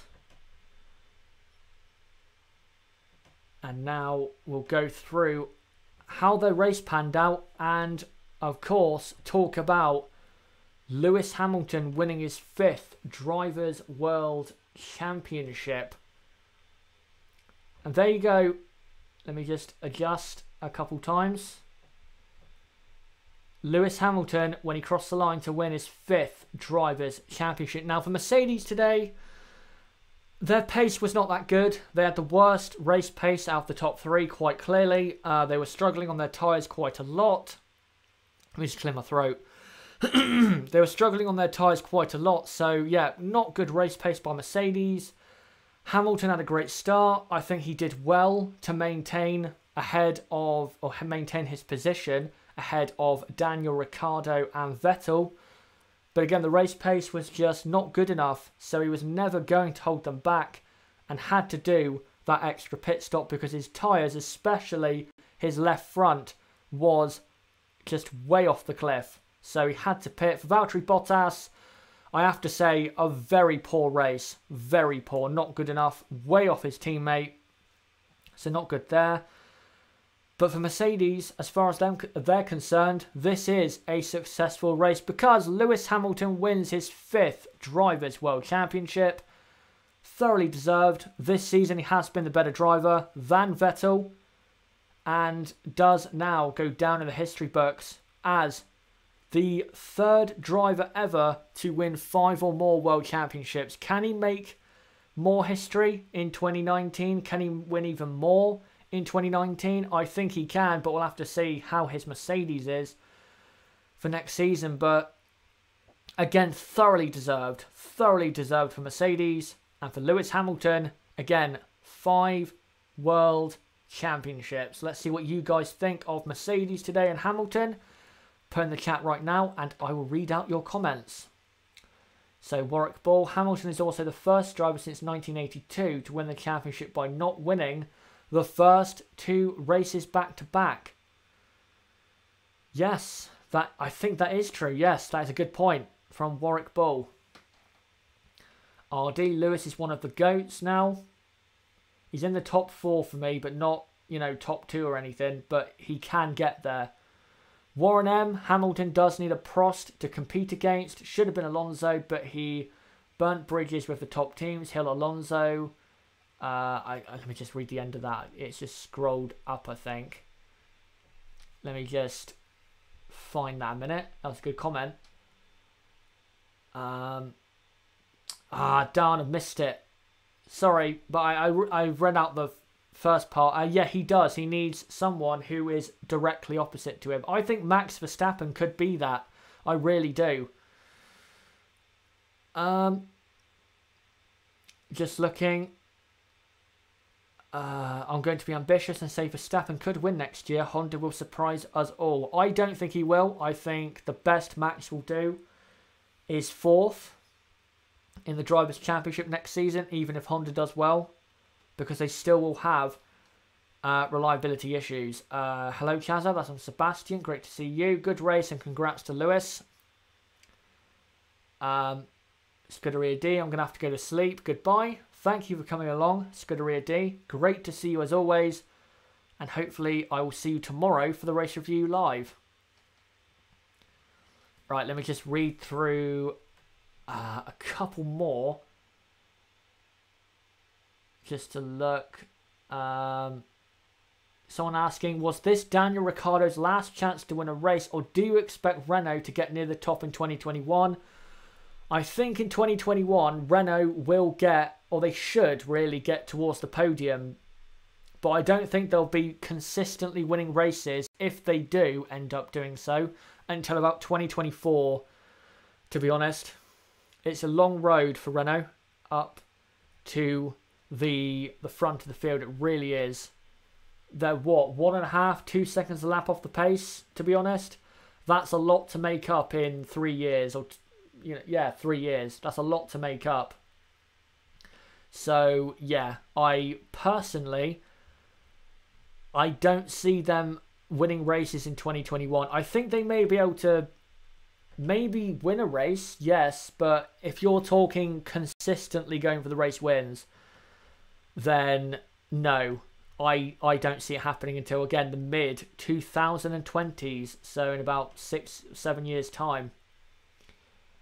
But we'll move on from Mercedes and now go on to this guy and to this team, Sebastian Vettel and Ferrari. Ferrari's race pace was actually very good today. You could argue they had better race pace than Red Bull. They just didn't get a good enough start. Sebastian Vettel and Ferrari's strategy was very good. Running long on the first stint, have fresher tyres during the second stint. He brilliantly passed Lewis Hamilton and Daniel Ricciardo to get into second place. And then once the virtual safety car came out, I can't remember what it was exactly, but once he pitted for the second time, Sebastian, it was an easy road to second. Even though Ricciardo had retired, I think he was probably always going to get second place.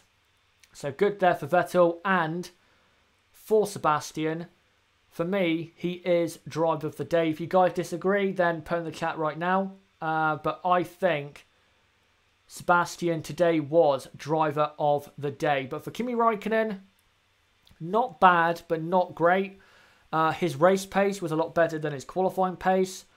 He was definitely better than Bottas today. He would have passed Bottas eventually, and well, he did. Before Bottas pitted for the second time, and Kimi only pitted once, by the way.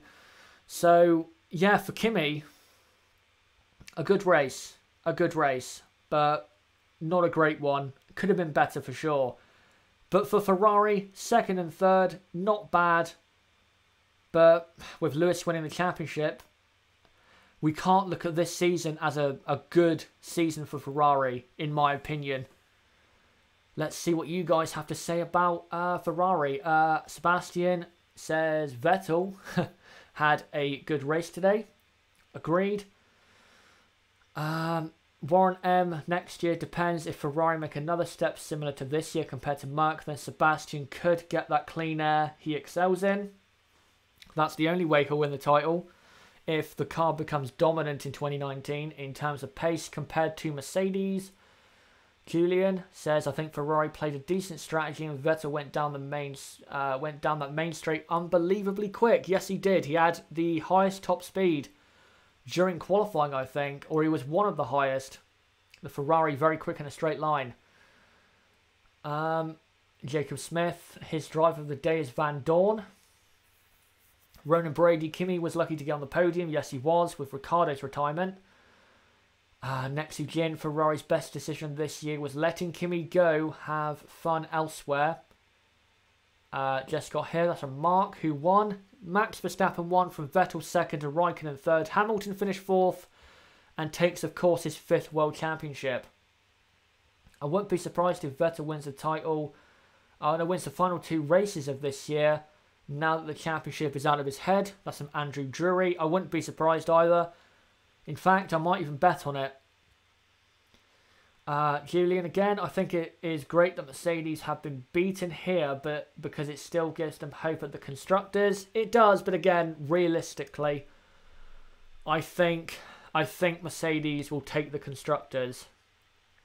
Ferrari, though, they do seem to have a better car right now, so ending the season strong, but the mid-season, I'm afraid, just poor. If you want to win the title for Ferrari. But, you know, second and third, it's, you know, a better result than they got this time last year.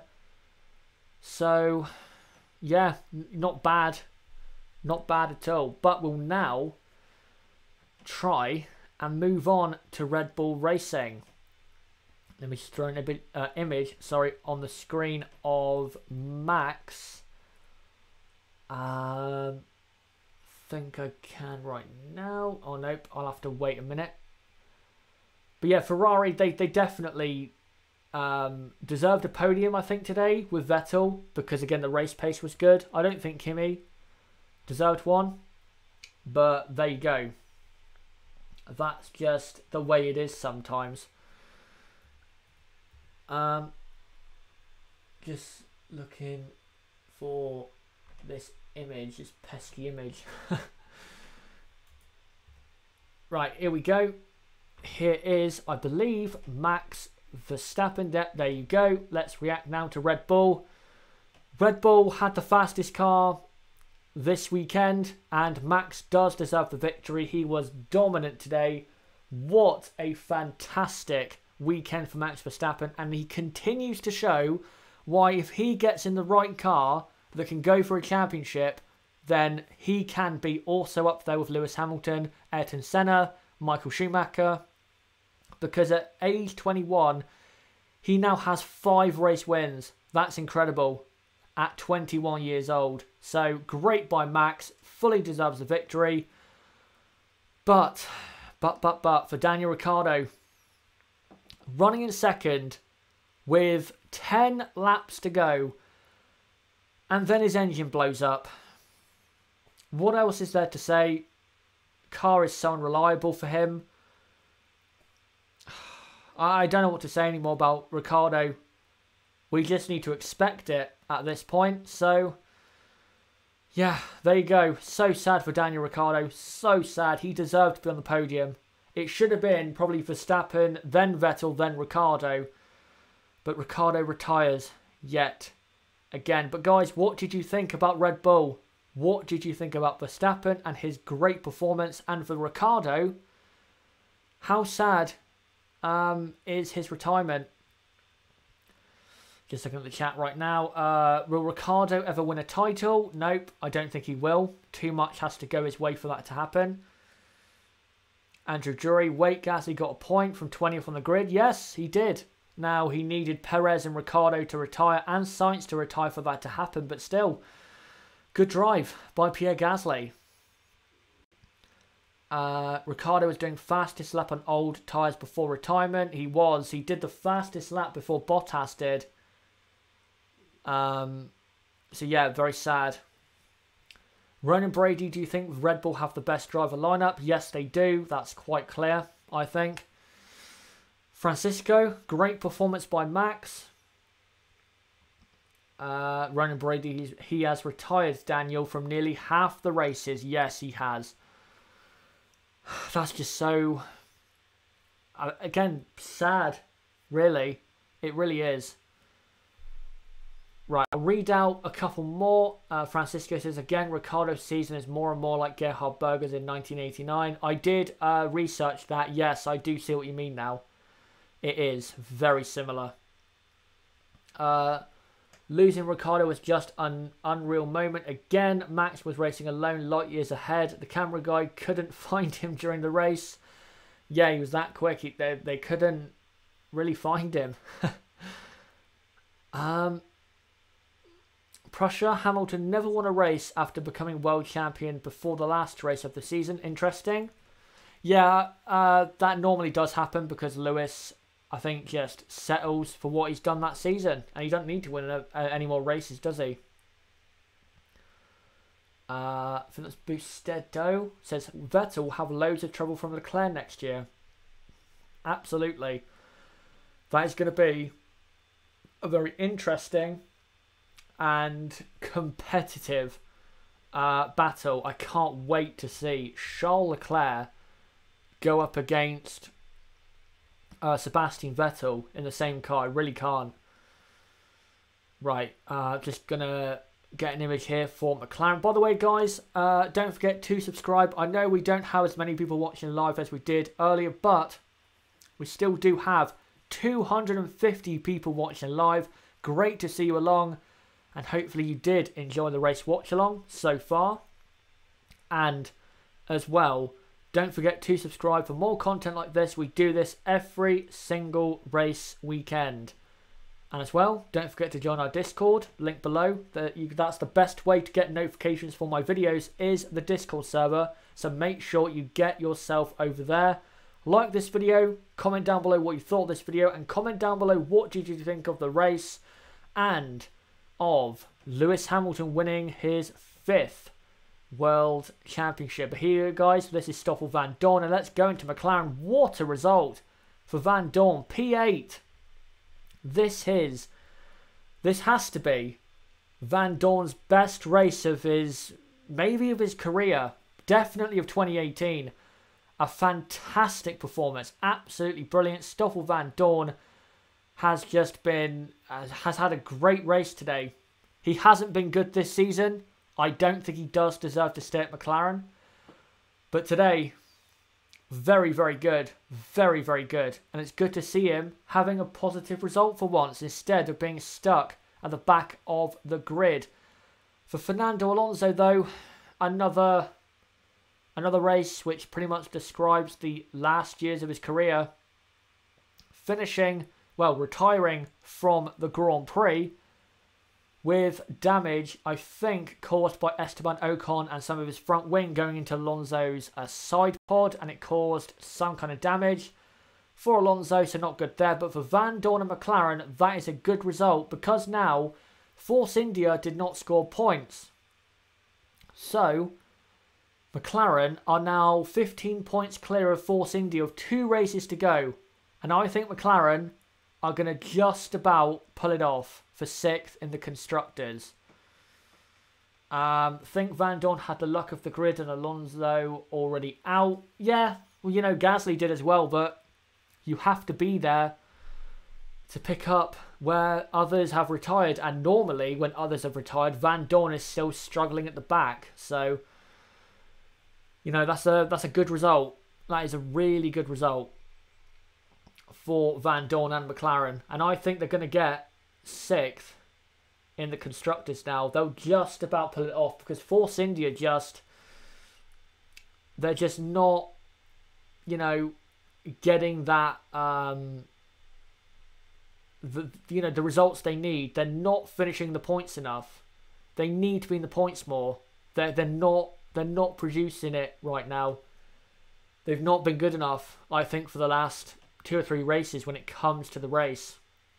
Got to improve their result getting at the moment. But we'll move on from McLaren and now go on to Renault. Let me just get the image up. Here we go. And that's Carlos Sainz retiring from the Grand Prix. Such a shame, because he was at the front of the midfield and looking very good.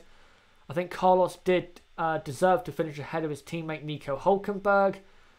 But sometimes that's just the way it is. But for Nico Hülkenberg, he finished in 6th and is at the front of that midfield battle. So absolutely fantastic there for Nico. And I think that is probably Hülkenberg's best race since Hockenheim or Silverstone. That's his best race in a long time, is it for Nico? Absolutely brilliant, and got the result Renault deserved. Renault should have finished, I think, in 6th and 7th with Ricciardo's retirement. But again, Sainz retired. So that's just the way it is sometimes. But great there for Hülkenberg and great for Renault. But guys, what did you think of Renault? Great result, a great weekend. What did you think of this weekend? This has to be Renault's best race weekend, probably of the season so far, in a whole. Yeah, I'd say this in Canada. Nexu Jin says, Happy Hulk is best of the rest.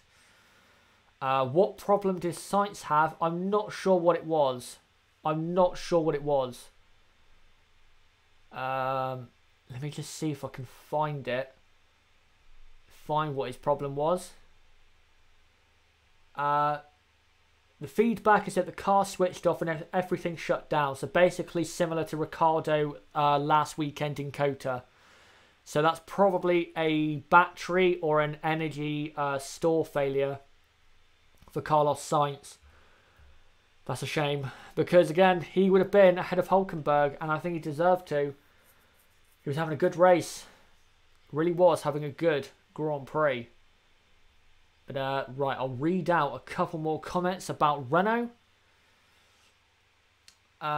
Good job by Renault. 4th, likely, but still the appeal of Grosjean from Italy to be heard. That's from Ronan Brady. Even if they get the points back, it's not going to make a difference. Renault will finish 4th. There is no chance Haas are going to finish 4th now.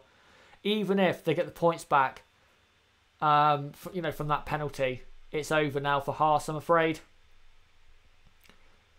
But I'm going to try now and, if I can, move on to Force India, who just had a difficult race. It was looking so good for Sergio Perez, as we'll show up an image of him just in a moment. It was looking so good, but then went so wrong. And for Ocon, we'll get onto in a moment. A scruffy race. Here you go. This is when Perez was trying to pass Charles Leclerc. But yeah, Force India, such a shame. Something happened for Perez. I don't know what it was. Let me just have a look, actually, since I'm on their Twitter. I don't know what the issue is for Sergio Perez. But yeah, Sergio Perez retiring from the race, such a shame. He should have finished in P7. He was having a great race. I'll just show that message from Roman Grosjean, sharing his thoughts on the Monza disqualification. Yeah, his race was going so well. So well. But then what happened, and Ronan Brady is saying that apparently Ted Kravitz has said that it was a brake failure.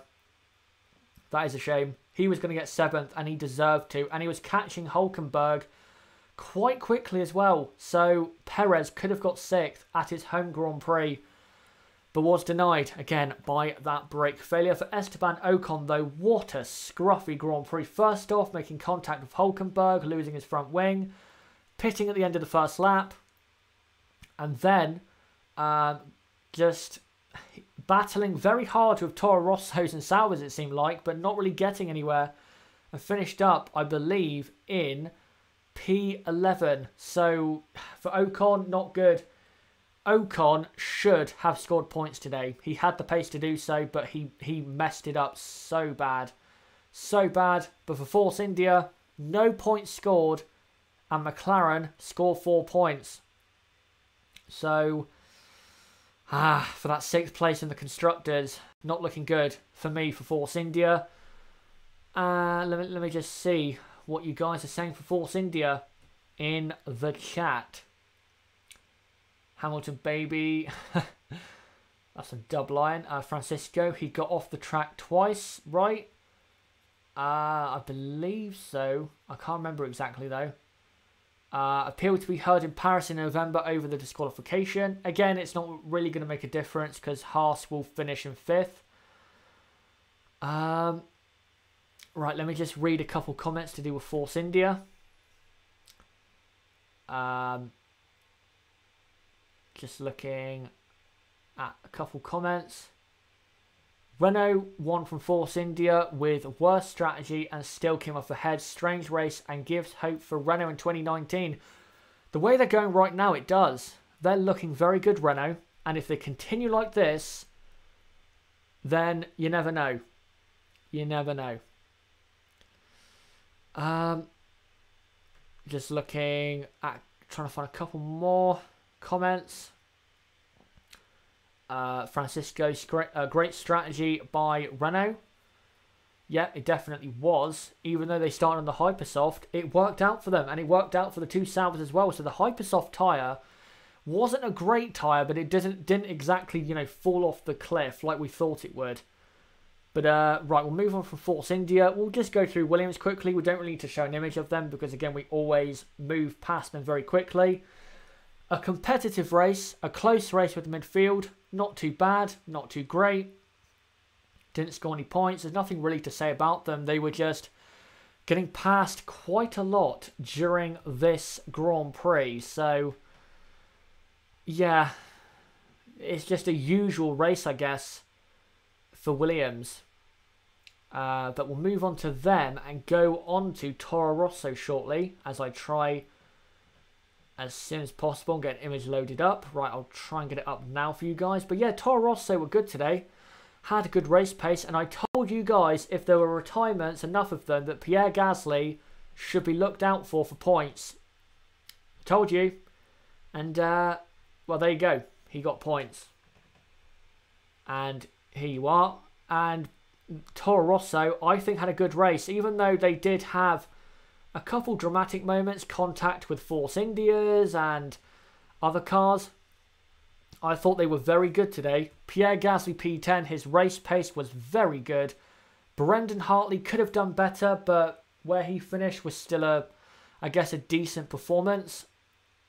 Warren M, hard to get a picture of the Williams unless it's someone lapping them. Indeed. Yeah, for Toro Rosso, a good race.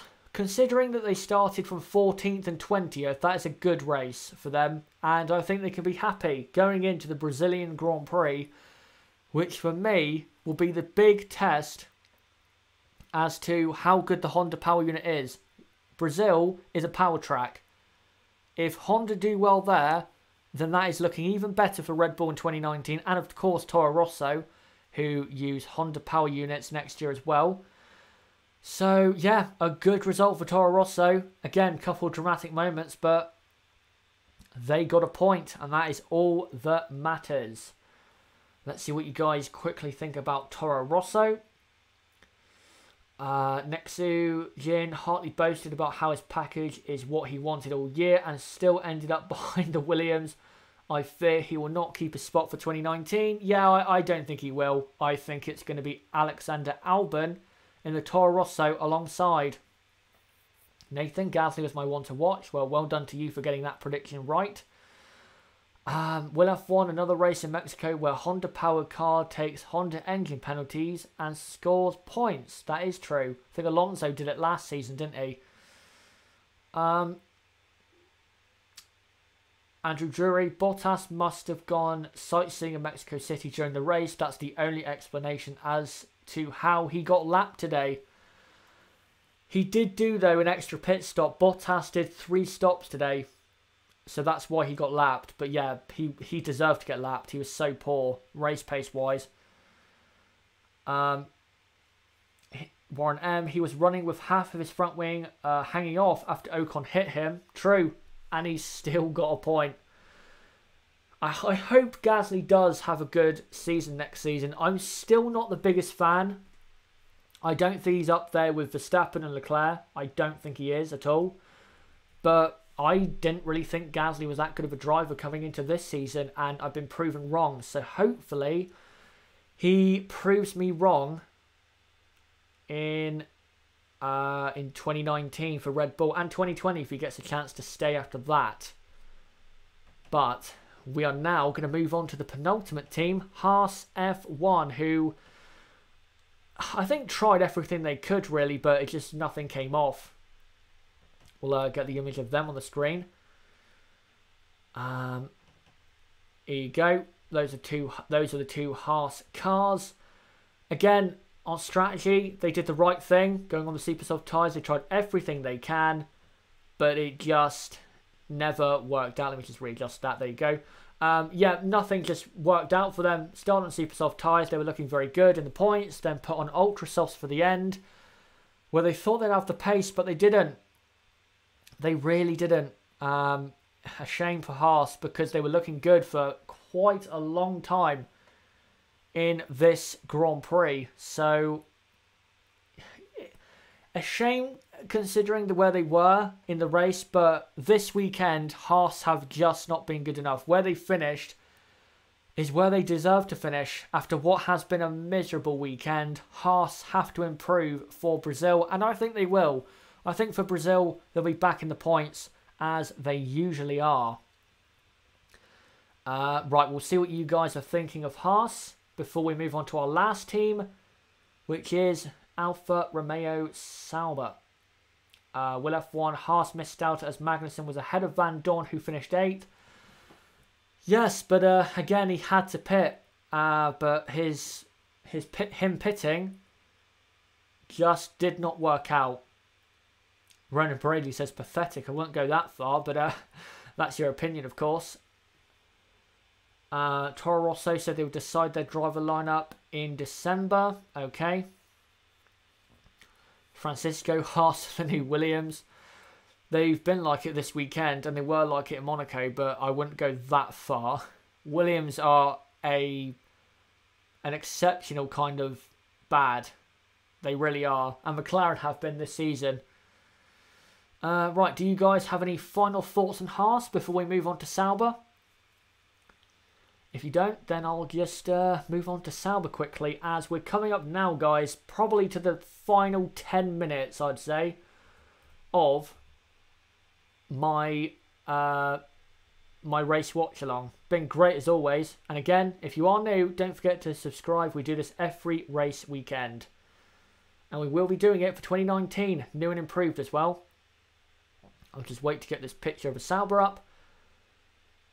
And then we will go through the Sauber team. Right, let me just get this picture of Charles Leclerc going.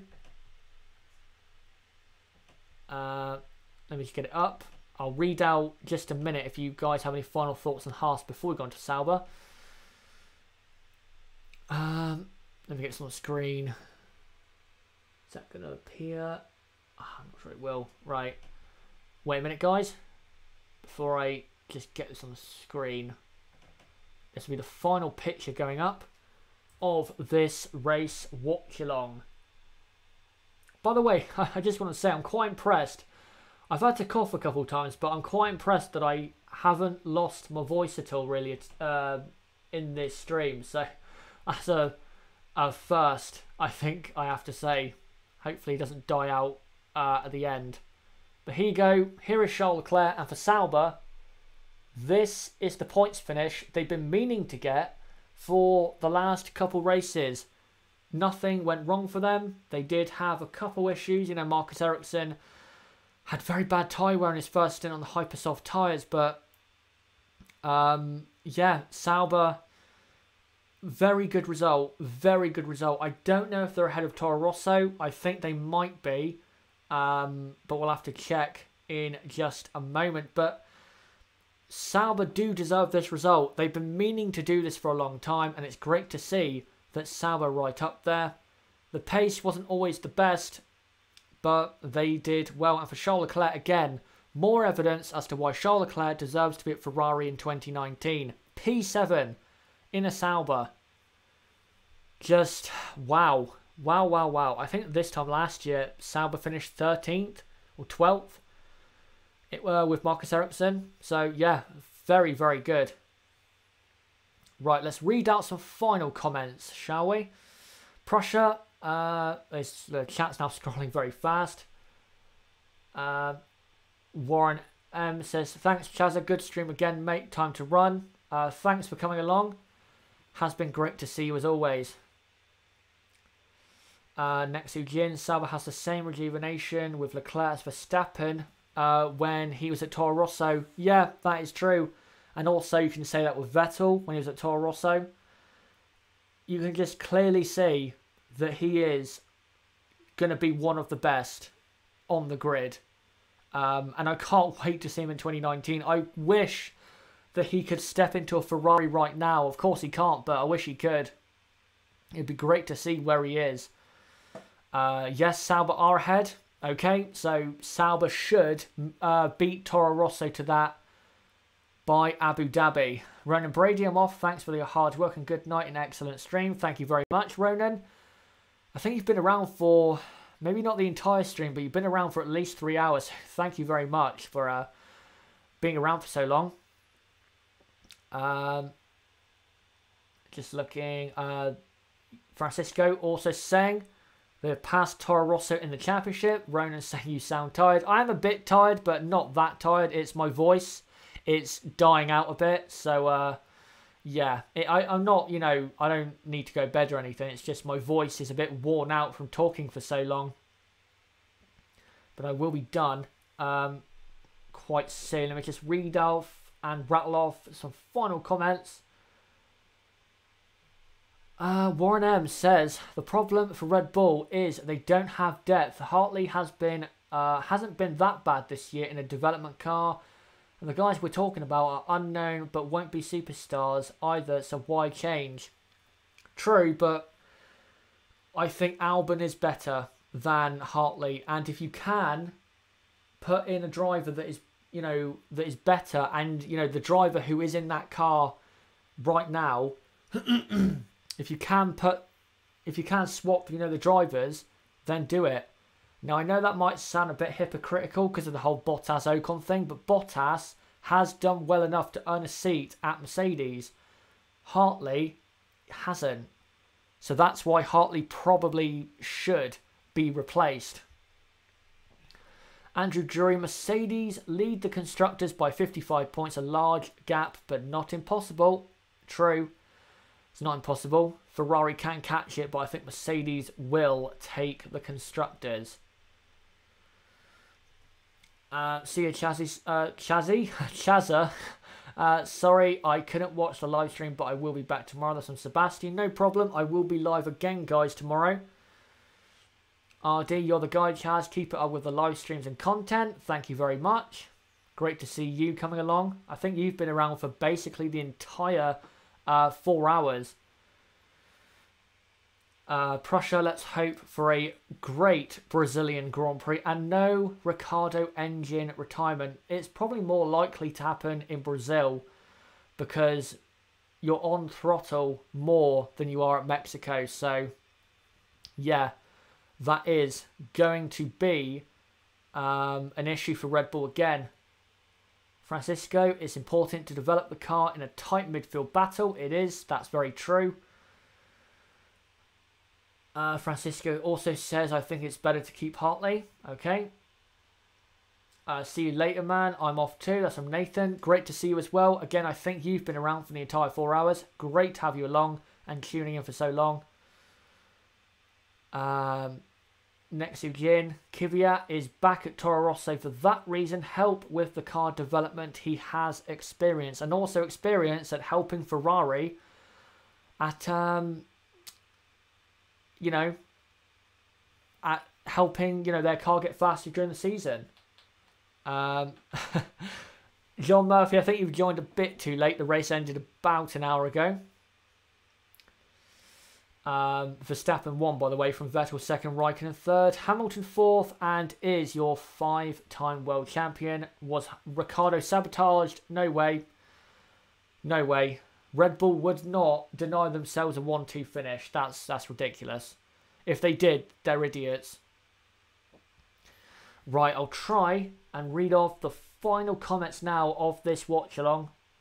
But again, guys, you know, this is basically the first of this kind of format for the watch-alongs. From now on, I will be live from an hour before the race starts until about an hour and 15 minutes after the race ends. So, yeah, that's what I'm going to be doing from now on with the watch-alongs. And I can pretty much confirm for next year, Niblo will be on the watch-alongs for next year. He will be on the watch-alongs. He won't be on the first one, which is Australia, because he'll be actually at the Australian Grand Prix because he lives in the same city as the Grand Prix. But from Bahrain onwards for 2019, he will be on the watch-alongs. And then we'll have a duo commentary team. Should be fun. Francisco, what were your thoughts on the race compared to others we've seen this year? This wasn't a bad race, wasn't an amazing race, but I'd say top 10 for sure. You know, we've had, 19 races now this season. This was definitely, for me, top 10. But probably, 8th, 9th, 10th during the season. Just looking, Ricciardo must be like, why is this happening to me?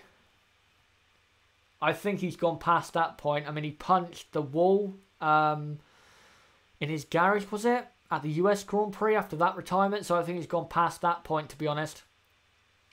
But I think, guys, I'm now going to end this live stream. Guys, I have to say, thank you for tuning in and keeping up, the numbers so high for 4 hours straight. At one moment, we had about 680 people watching live.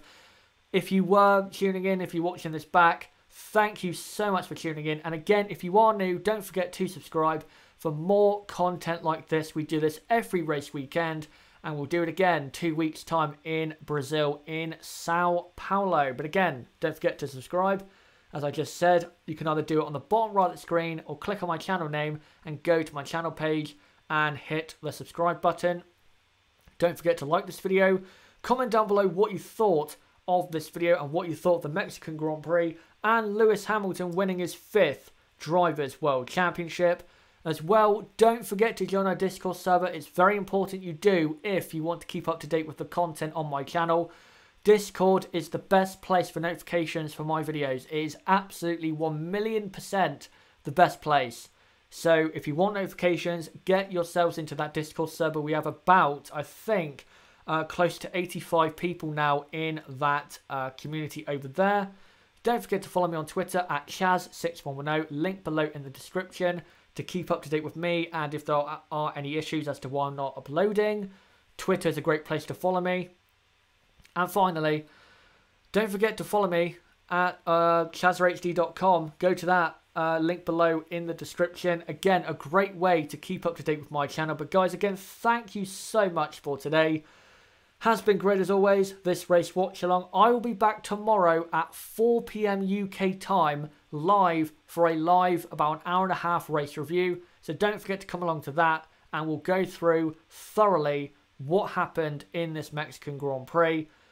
But again, guys, until next time, it's been me, ChazrHD, and I'll see you tomorrow for the race review.